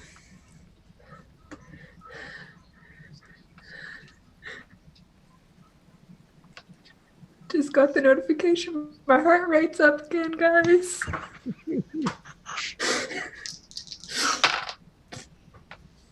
Poor McGruff. Those of you who failed to save take 29 points of fire damage. McGruff's dead, and Florian is incapacitated by 1 hit point. So as the fire, and those who saved take half of 29 rounded down, which would be 14 points of fire damage on the success. As McGruff, the fireball flares, McGruff cooks and explodes into horse pieces. The carriage kind of turns abruptly, skips in the dirt, and rolls.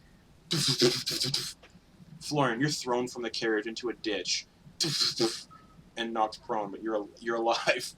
No, I took enough damage to where I'm incapacitated. Oh, unconscious? Yeah, I'm unconscious. Okay, so you're unconscious in the ditch, kind of like on your back. Yeah. How's everybody else looking? I've got 8. All right, Kevenas, you're thrown from the back as the carriage, the wagon, hits on impact, rolls into the ditch. You're thrown from the back of it. Jin's thrown from the back of it into the ditch. Jin, how are you doing? So, Kim, I was at 37 and I took 29, so am I incapacitated then? No. Okay. So you're thrown from the back as well. Ryan, you're still up, correct?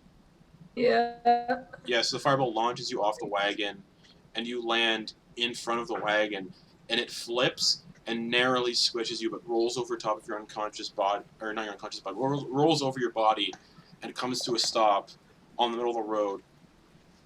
And then Strahd uses his movement to walk up to Florian in the ditch, and looks down at him.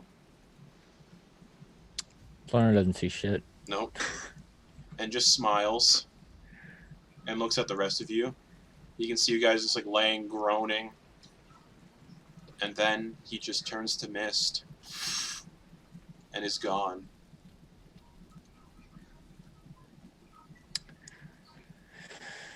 Ah, No.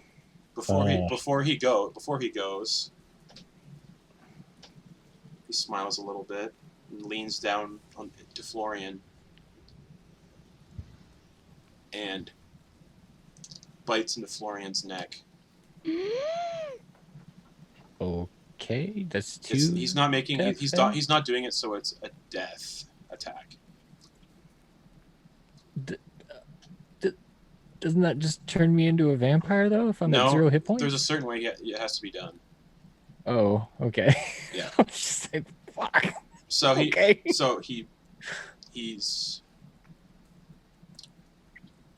2 death saves, 2 death fails. Yeah. He's gonna bite you into your neck. Chomp. And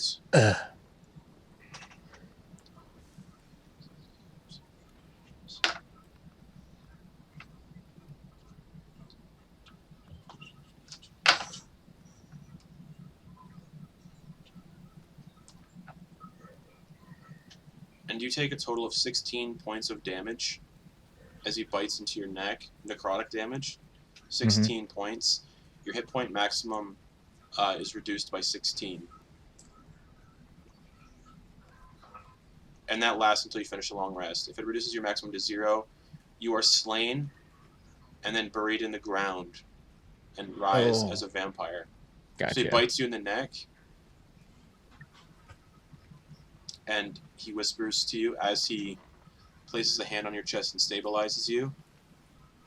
I'll be back for you later. And he turns to mist and vanishes. And Florian, you jolt awake with 1 hit point.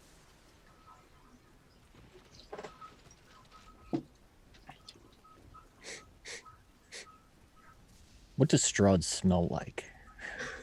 Handsome perfumes. Jin, you rolled a 20 on your dex save, so you would only take half that damage from the fireball.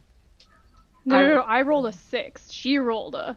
Oh yeah, Ryan. So you would have half. So you would have taken 14 fire damage. But yeah, he smells like just fine, noble perfumes, and yeah, you all kind of come to from that attack, and you see the carriage smoldering on the side of the road. You see McGruff smoldering in pieces on the side of the road, and everyone is alive. Did he decide to? Because I still looked like him, so he's going to bite me, and it's just like biting himself. Yeah.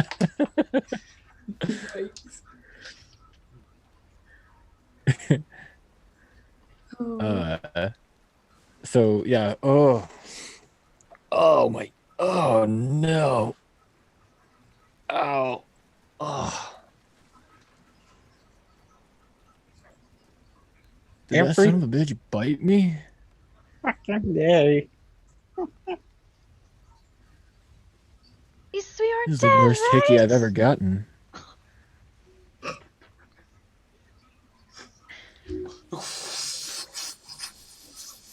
Oh no. McGruff, side of the road, just burning as well. Shit, we gotta get that chest out of there. Yep, and it is currently inside. Got like 500 gold pieces of gems. Yeah, and it's currently sitting inside a burning wooden carriage. Guys, come on. We're by the river, so. You guys are about 15 feet away. Like, you're all in different points. Florian and Ryan are close together because they got thrown off. Ryan's in the middle of the road. Florian's about 5 feet to her left in the ditch. Kevenas and Jin, you guys are probably 20 feet back in a ditch. And the wagon is basically in between all of you, 10 feet from everybody. It's in the middle of the road. So you guys are all within 10 feet of the wagon or so. All right. Who's the closest person to Florian then? Ryan. And Ryan looks like she has a decent amount of health. I mean, like... I don't know. Yeah. I won't be able to tell you. All right. It's a hell of a lot better than you do. Yeah.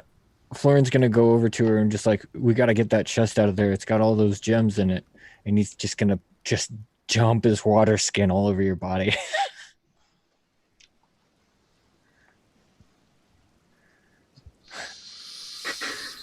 Thanks. I'm gonna try and get in there and get that chest. All right, there's no deck save for this. It's a burning wooden carriage you're trying to get into. Yeah. So how are you gonna do this? Are you gonna go in, like crawl into the carriage, or just try to put your hand in and try to reach around? What are you trying to do? Is there a space large enough for Ryan to crawl through? You can see the back of the wagon. It's all on fire though. She's gonna crawl through. You'd be crawling through fire. Okay. Can we see the chest? You see fire, and you can see some belongings in the back of the chest, or in the back of the carriage. You don't know if the chest is in there. If we look around, does it look like the chest got launched? You guys can give me perception checks before anyone tries to go into the back of the wagon. Okay. Fuck. 19. 6. What everybody else get? 9. I gotta stop using these dark purple dice. 6 plus something, so less than 10. Florian, you see the chest. During when the wagon flipped, the chest got lodged underneath a kind of thing in the wagon, like underneath this. Can't think of a fucking word. Underneath one of the boards in the wagon. So yeah, you'd have to get into the fire to get that chest out. Yeah, Florian has 1 hit point, but he says, "It's right there." And you all can finally see the glint of the chest, and it is a wooden chest too in places. So the chest is also starting to burn up a little bit. And you can see whatever was in that wagon that would burn up very quickly is burning up very quickly. Like chickens, food. I'll put my hand in front of them and be like, "Is there anything in there that can burn?" Yeah, everything except the chest. We're fine. Just get it. 500 gold worth of gems. Come on. Nothing else in that. Didn't know that gems could burn. But were they just I don't know what's Florian know about those gems? Can they? You know that if gems get to a certain temperature, they would for sure melt, just like any sort of hard rock material or mineral. Glass. Yeah. Sand is a mineral, and sand melts and turns into glass. Yeah, Kev, we gotta get that. We gotta get them.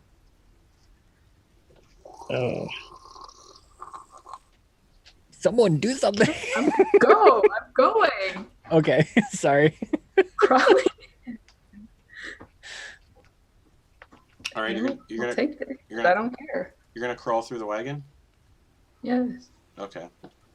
You crawl through the wagon to the very back, where it is lodged up into a floorboard from the attack. And as you're crawling through the fire, you take 9 points of fire damage. Good. And you get your arm, and you get your hands around the chest. Your hands get severely burned as there's metal in the chest too, so your hands are just getting like cooking too, and you're getting burns across your body. Did the water he poured on her do anything at all? No. Just not damp. smoking. It's basically just steaming off. Yeah. Okay. All right, Ryan. As you start crawling through the rest of you turn around, got the chest in your hands, and you're crawling out with the chest. You're going to take the fire damage again as you crawl through and get out of the wagon. And that is only 3 points of fire damage as you collapse on the other side, your clothes on fire, the chest burning in your hands, your skin has severe burn marks all over your body. Oh my god, we're so far away. And she is on fire, you guys. Florian's just like, "Get your water skin, guys. Come on, help." I'll start dumping mine on her. Jin will go over there and do the same. Jin. All right, you guys start pouring your water skins on Ryan, the flames on her, and the chest go out. She is severely burned. Like, those are going to be some burns that aren't just going to go away. And your outfit kind of has some like burn marks, and it's singed heavily across all of it. But Florian doesn't like that. He's gonna healing word so that it doesn't scar up. All right.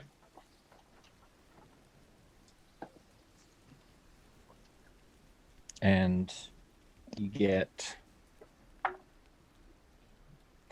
8 points of health back. All right. So where the fire has burned away some hair, you're missing. The healing word is aloe. All right. Yeah. So the burning pain goes away. The burn scars go away, or the burn wounds go away. Both your eyebrows though have singed off from the trek in, so you don't have any eyebrows. Some of your hair is kind of singed and burned away in places, but other than that, you're fine. Your clothes are heavily burned though. Like, they're basically ruined, but you can still wear them. They're just covered in burn marks. They're blackened and singed. Ash kind of flakes off of the clothes onto the ground. The chest, however, is severely burned. It's basically blackened everywhere where there was wood. The metal is still kind of glowing a little bit, and the red glow is kind of dying down, and the rain kind of helps a little bit. And eventually, after about 10 minutes or so, you guys can assume the chest is probably like cool enough to the touch now. And the carriage is continuing to burn. McGruff's body continuing to burn. And yeah, there's no saving that. Did it. Got the chest, guys. Ryan, that was amazing. I thank you so much. You saved us. Brian, you did so well. You did so well. Thanks. Florian's like coughing like freaking blood. You see like necrotic like stuff coming off his neck. So so what's your maximum hit points now that you lost 16 to your max? That's half my health, so I only have 16 health now. Okay. You guys notice Florian's paler than he usually is. Well, he's not pale at all, but he's pale-ish. And there's a little bit of a glint in his eyes, but that's all you really notice about him. You assume, okay, it might just be the weather. And he might just be looking like shit because he did just almost get killed by a fireball. Yeah, if he can, Florian's gonna drop that disguise. Yeah, you drop the disguise and you're back to Florian.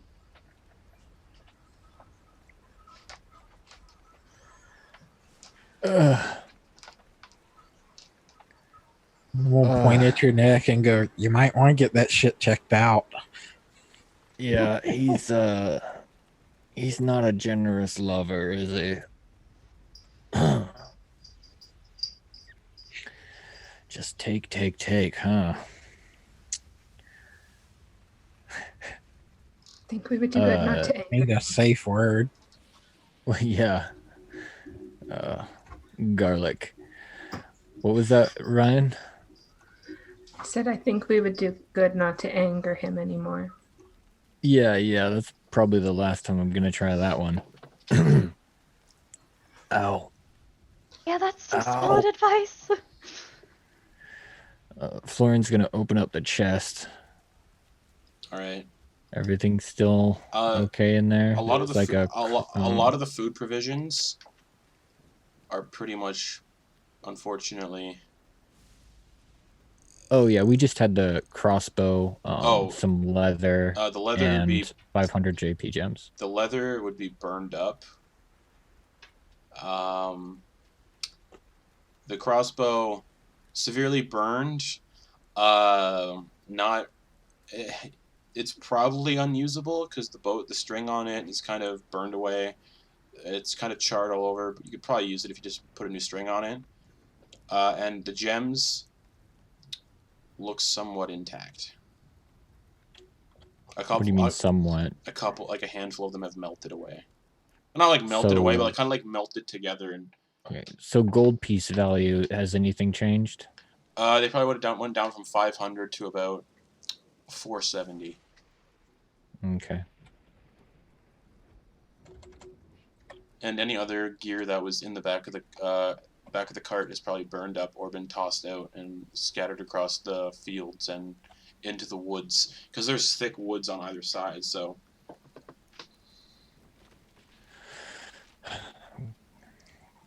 Can Jin see we if gotta any of keep her bags moving. of spices are around on the ground? you can give me a perception check if you'd like. 18. An 18. You bought salt and what was it again? I bought salt and Cloves. I Cloves. think. Cloves. Okay. You see, pressed into the mud a little bit, a handful of cloves, and the cloves kind of trail off into the woods, and you see the bag of cloves is split open and is lying against a tree about 20 feet away. The bag of salt is impaled through a branch, but is otherwise intact. It looks like no salt has spilled out, like the branch is stopping anything from spilling out. but as soon as she takes it, it's gonna start spilling out. Yeah. You might have to, like, remove the branch. You get the idea. Remove the branch while it's still... So basically cut the branch off so the branch is still inside the bag and then just transport it like that for the time being. Jin's gonna walk over there and take out her longsword and try to hack the branch so she can just grab the bag down. Yep. And it just falls and you grab it. And as long as you don't pull that branch out right now, you'll still have all your salt. She's just carrying it under her arm. And yeah, unfortunately the cloves are just like spilling out into the forest floor. Well, guys, at least I recovered something, so the cooking won't be as terrible later. But I'd rather we get on with our lives, you know. And We gotta keep moving, guys. Those other guys that tried to Vistani that tried to rob us are probably gonna come back. We gotta keep moving. you also would see a very sizable source of cooked meat nearby as well. Do you guys want to try any cooked horse? I know it might be a little soon with McGruff and all, but That's why you don't name animals. And I'll go over and go ahead and start cutting a piece off. All right. do you want some salt, Kevenas? Sure. I'll just start cutting a few pieces off. Jin, do you need help cutting some of that meat for later? We got, like I said, we can't stay here long. We gotta keep moving. If you want to help, I'll just quickly cut a couple pieces off, throw it in the bag. Jin's gonna go up there with her longsword and just start hacking a couple pieces with Kevenas. Okay. Not gonna use the cook's tool. Oh fuck yeah! She's gonna take her cook's tools and with the knife start carving it Yeah, off. you carve about 5 or 6 nice long meaty strips off of his hindquarters, and then after that the meat's probably going to be like the rest of the meat is probably going to be too burnt to be salvaged, and it's definitely going to be a very nice spot coming back, getting through this part. You get the idea that predators in the area are very much going to enjoy coming to this as the rain gets a little bit heavier and the flames start to die down a tad. Yeah, everybody. We Well, gotta start hoofing it, I guess. We better start hauling it. I don't want to be out here at night. Yeah. Not again. Yeah, it's currently only like 1 p.m. right now. Yeah. Yeah. Let's get moving. I'd rather Sorry, be safe than guys. All sorry. right, so you guys are gonna start hoofing it. Yeah, as Perfect. fast as possible. All right, so yeah, all right. You go about to the crossroads to here, and that's about. I will say, yeah, this is about where Strahd attacked. So to get about deeper into this forest, it takes about 15 minutes. This straight. Are you guys running this entire time? Like we're not.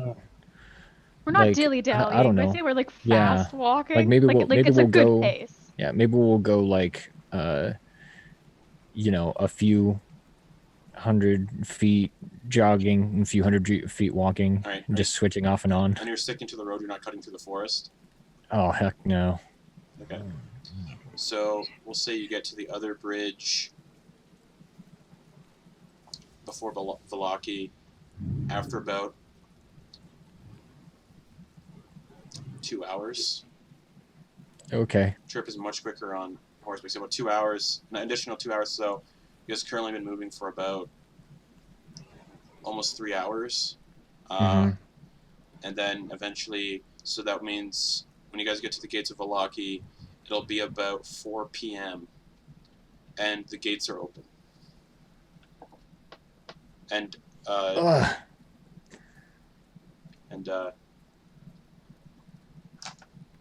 yeah, the guards. Dalen's there. Yeah, Dalen's just like, oh well, you look like shit.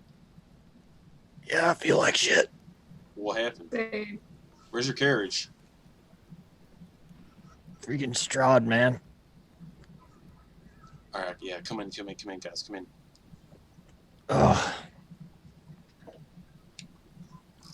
And you guys are back in Valaki on the other side of the gates.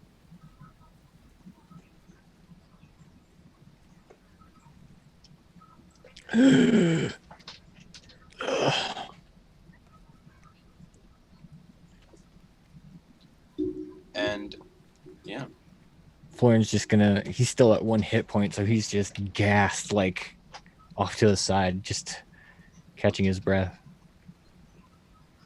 do you need some help? Just need a moment. You can lean on me if you need.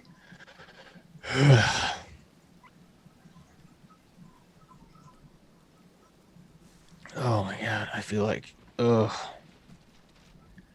Let's get to the end, all right? Dalen's like, just be careful moving through. The townsfolk are having their stupid fucking festival.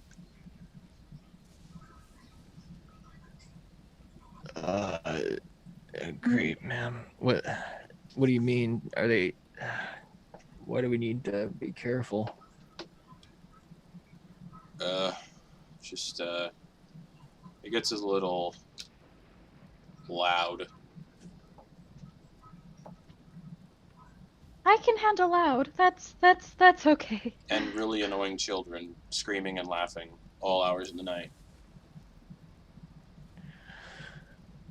Well, Thank you for the Florian's- heads up. Florian's just dragging his feet, trying to make his way down the main thoroughfare to the inn. All right, Ryan's like right beside him, like holding on to him so he doesn't just fall. all right. As you guys proceed down the main street of Valaki, under these threatening skies that are always in Barovia, a parade of unhappy children dressed as flowers trudges through the muddy streets, leading the way for a group of sorry-looking men and women carrying a 10-foot diameter wicker ball. The burgomaster and his smiling wife, who hold a sad bouquet of wilting flowers, follow the procession on horseback, as weary spectators watch from their stoops. The ball is borne to the town square. There, it is hoisted and hung from a 15-foot-high wooden scaffold, and townsfolk take turns splashing it with oil.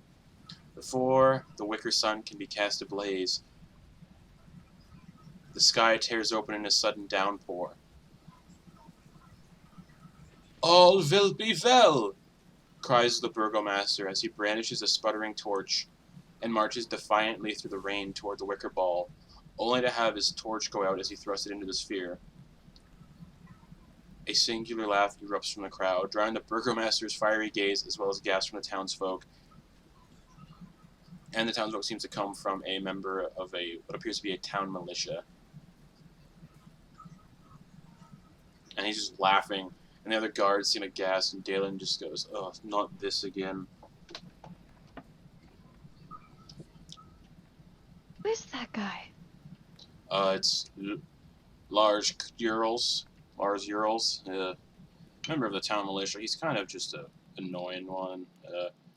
And you guys watch as guards approach, bind this man called Lars around the wrists and ankles, and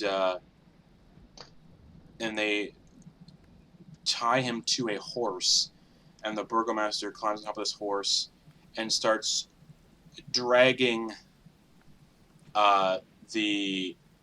begins to drag the guy around the town square from a horseback. A bit harsh. Quite the festival, that's for sure. That's not what I was expecting today. Yeah, that's not what the festival's supposed to be. What's the festival normally supposed to be? Is that wicker ball normal? Yep.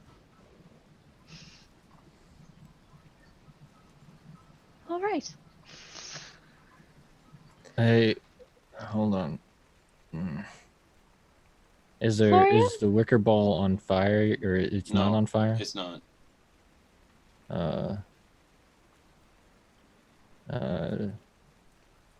Florian will head over there and cast light on it.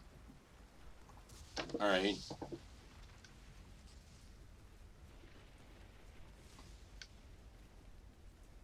One of them is, Weakly, he's like Yeah. pretty much half his height because he's just, like, doesn't kind of light have to be around cast on an across object of a certain size? no larger than 10 feet in any dimension. Oh, yeah. This is 10 feet diameter. Okay. So it lights up, and people just look at it and go, "Oh, that's not supposed to happen." I figured you guys wanted it on lit up, so here you go. Well, we want Water it on, can't get to it now. we usually want it on fire. But okay, thank you. Come on, Florian, let's go to the inn. Get you Yeah. some rest. I did my good deed. Good job. I'm so proud. Come on. All right, so you guys make your way back to the inn, and you step inside, and this time it's bustling. There are people inside. Oh, sorry. And by the way, that light will last for an hour. All right. So I don't know if that. Yeah. Okay. Yeah. So you guys. Ooh, excuse me.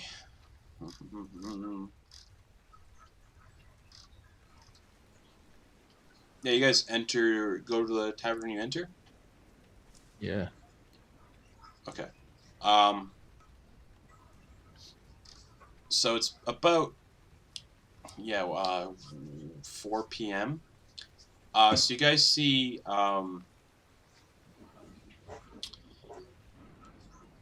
some folks just sat around. You see two dour fellows, wearing heavy furs and bows strapped to their backs, bald, big beards, and they're drinking quietly to themselves. Sat at a table by himself, you see this half-elf, kind of wearing this strange brown frock coat, almost, kind of outfit. Very noble-esque and really cool looking. A pair of standard trousers, a pair of boots with steel tips on them, and he's sort of sitting there. He's got a pair of glasses, like nice, kind of like the kind of glasses that Helsing wears from that anime, kind of sitting on the bridge of his nose, the tortoiseshell kind of glasses, and he's just got a cane nestled up to the table beside him, and he is sat alone and sipping quietly. And you seem to be, eventually, he kind of looks around and notices people, more people than usual, and he starts just loudly telling stories that seem quite outrageous and hard to believe in passing as you guys enter the tavern.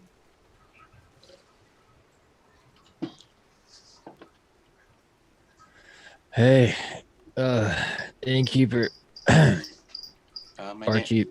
My name's Danica. I told you guys that before. Did you say Danica? Yes. Oh wait, hold on.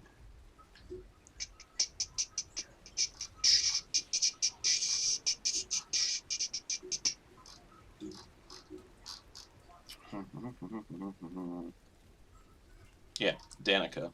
Danica Martikov. I'm sorry. We got ambushed on the road. Can I get do you have a room open? We do. Unfortunately, I don't. Did you guys get that wine that I asked you to get? Not yet. Sorry. We met up with our buddies in Krezk, and you were our next stop, and the wine was right after. But right when we hit that ambush, we had to beeline it to, because it destroyed our cart, so we had to pretty much run here before nightfall. Oh, that's unfortunate. Yeah, I have rooms available. It's in one electrum per night. Here you go. And she takes it, and she looks to the other three. And for you three?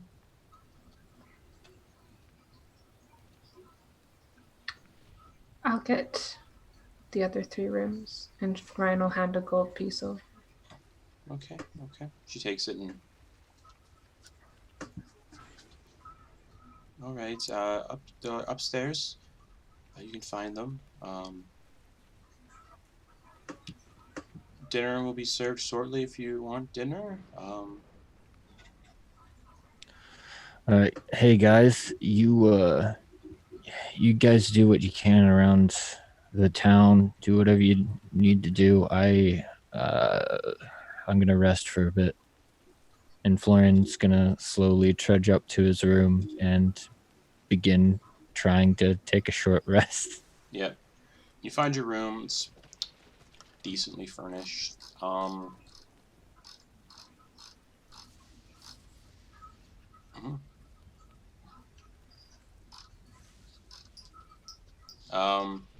You see 2 cozy beds with matching footlockers rest in the far corner of this 15-foot square room. Wolf furs are heaped atop each bed. Between the beds, a lamp sits on a table under a shuttered window. 2 tall black wardrobes stand against the wall by the door. Yeah, Florian doesn't see anything except the bed, and he just pretty much collapses on it. All right, so you collapse in the bed. Yeah, That's good. What are the other 3 of you doing?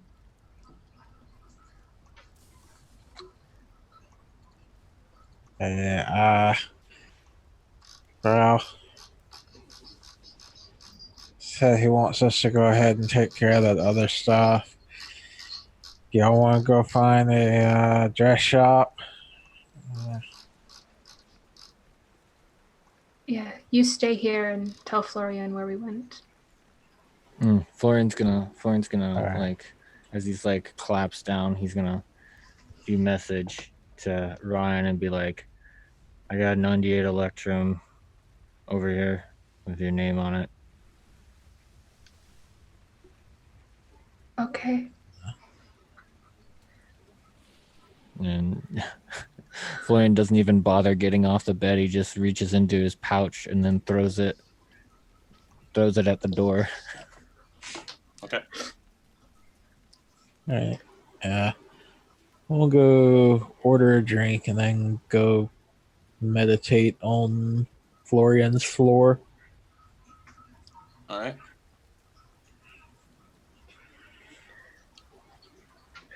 Ryan will go grab the Electrum from Florian's room. Okay. And then go down. And is Danica busy? She's very busy, yes. Very busy, okay. Other than this half-elf, is there anyone that's alone? No. No? Okay. I'll go up. Is there another empty seat at the table he's at? Yes. Ryan's just going to go up and be like, is this taken?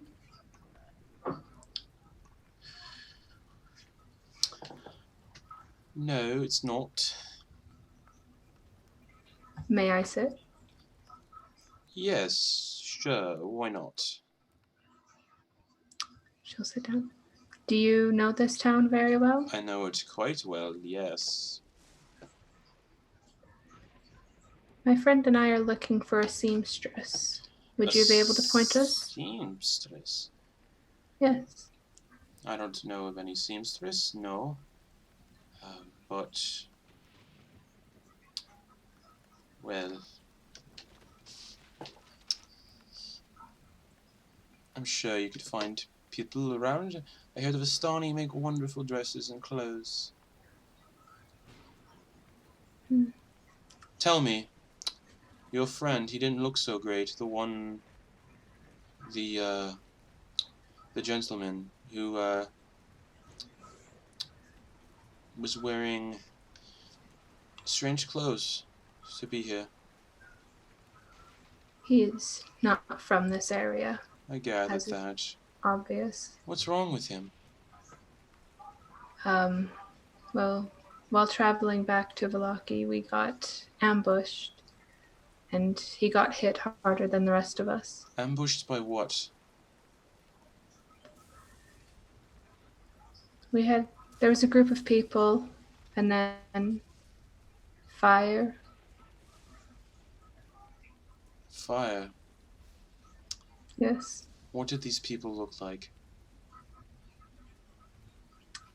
Just gonna give him a rundown of what the Yeah. 3 people before looked like. Vistani. And you said fire. They generally don't use fire. Who used fire? Do I tell him what's true?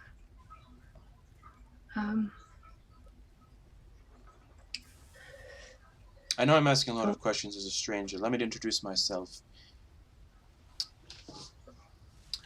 My name is Rictavio. Rictavio? Yes. One who owns the carnival carriage. Your wagon's in the stockyard, is it not? The one with the cat? The big cat? Yes, that is my carriage. Correct, yes.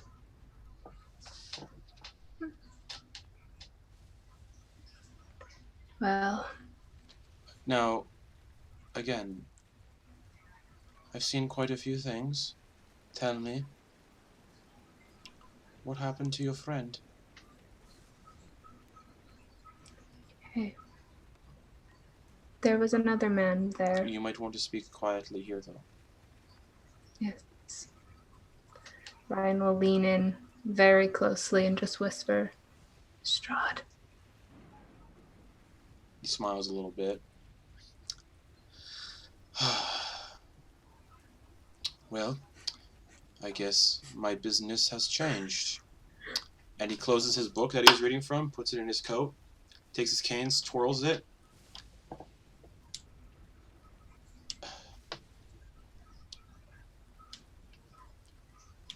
Strahd. Okay. Interesting. Why would Strahd be interested in your friends and you? He may have done something to anger him. He changed his appearance to look like Strahd to get out of a sticky situation. He kind of noticeably grimaces. Strahd sees all that happens here. That would definitely set off Strahd's ego. Alright. Yes. You're looking for a Man dress? loves a performance. You're looking for a dress. Yes, a wedding dress. Wedding dress. It's odd. I'm sure you could find a seamstress in the village or the town.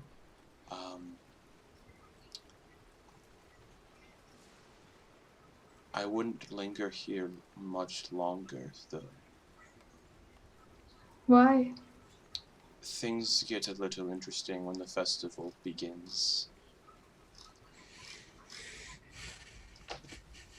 And when is the festival to begin? Oh, it's already begun with the burning of the sphere. The sphere didn't burn. That makes matters a little more interesting. Alright. I advise you and your friends don't stay here long.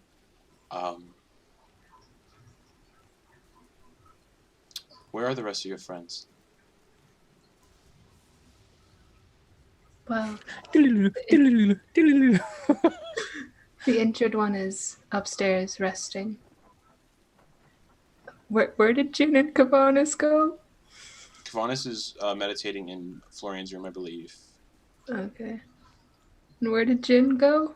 Jin's down there just kind of watching what's up with you. And she's just like standing back, like not near you.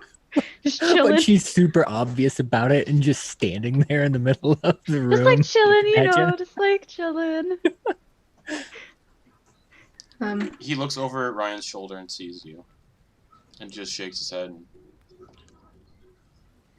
Your friend likes to stare. She's very protective like that, you know, like a mother. All right.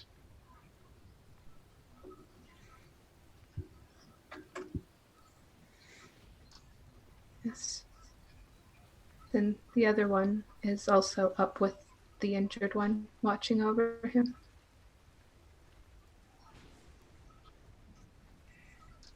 I see.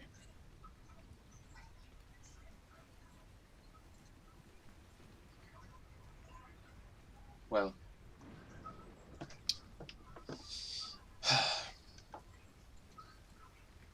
I advise you seek out one of my friends. They could help you very well. Yes. In your ordeal. If your friend's condition worsens, I fear he may turn into one of Strahd's minions.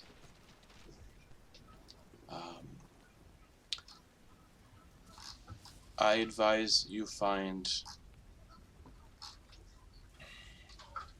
my apprentice. I've heard rumors that, I've heard rumors that she's come here. Her name is Esmeralda Devenir. I don't know where she is. The last I heard, she went to the Abbey. No, she didn't. Sorry, guys. A lot of stuff to keep track of, and my brain is melting to mush right now. Yes, I was right.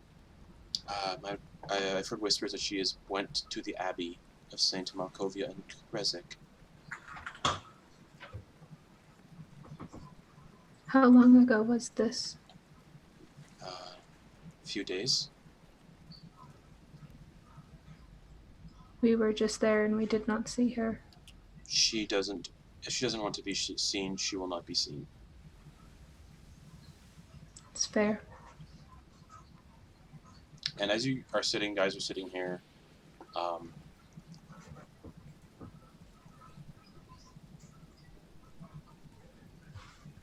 he just says, well, you kind of see one of his ears, his like right ear twitch at a conversation at a nearby table, and he's like, well,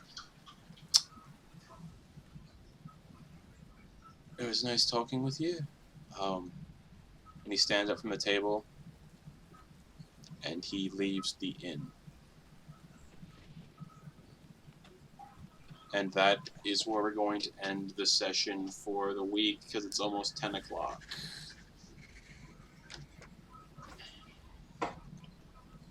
Oh no.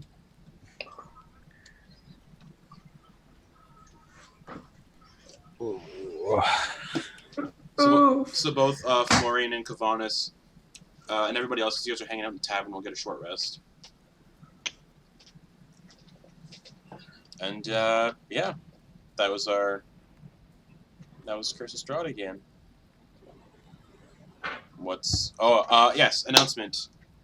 There will not be a Curse of Strahd game next week because I am out of town for holidays.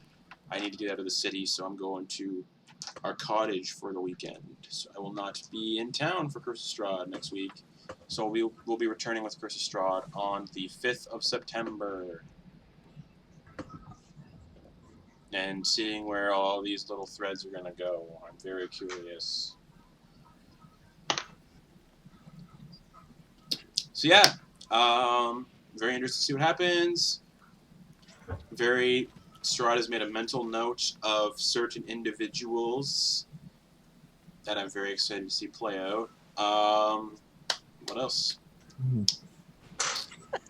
Yeah. I'm so excited. Certain individual. Yeah, like let's not put it as a plural. It's just Florian. Yeah. Yeah. Oh man. That was a lot of fun. So yeah, I'm gonna go spend some with my girlfriend, eat some food before I have to diddle. I keep saying diddle. Wander off. So thanks for playing. Thanks for watching. All of you on Twitch watching things take a fun turn with fireballs and stuff. You guys met the abbot. He brought someone back. A lot of exciting stuff to happen. So thanks for watching, everybody. Thanks for playing, you guys. McGruff died. McGruff died. Rest in peace. Press F in chat for McGruff. And we'll see you We get all. the abbot to bring him back. Not in the state he's in. And we'll see you all in 2 weeks. Bye-bye, everybody. Bye.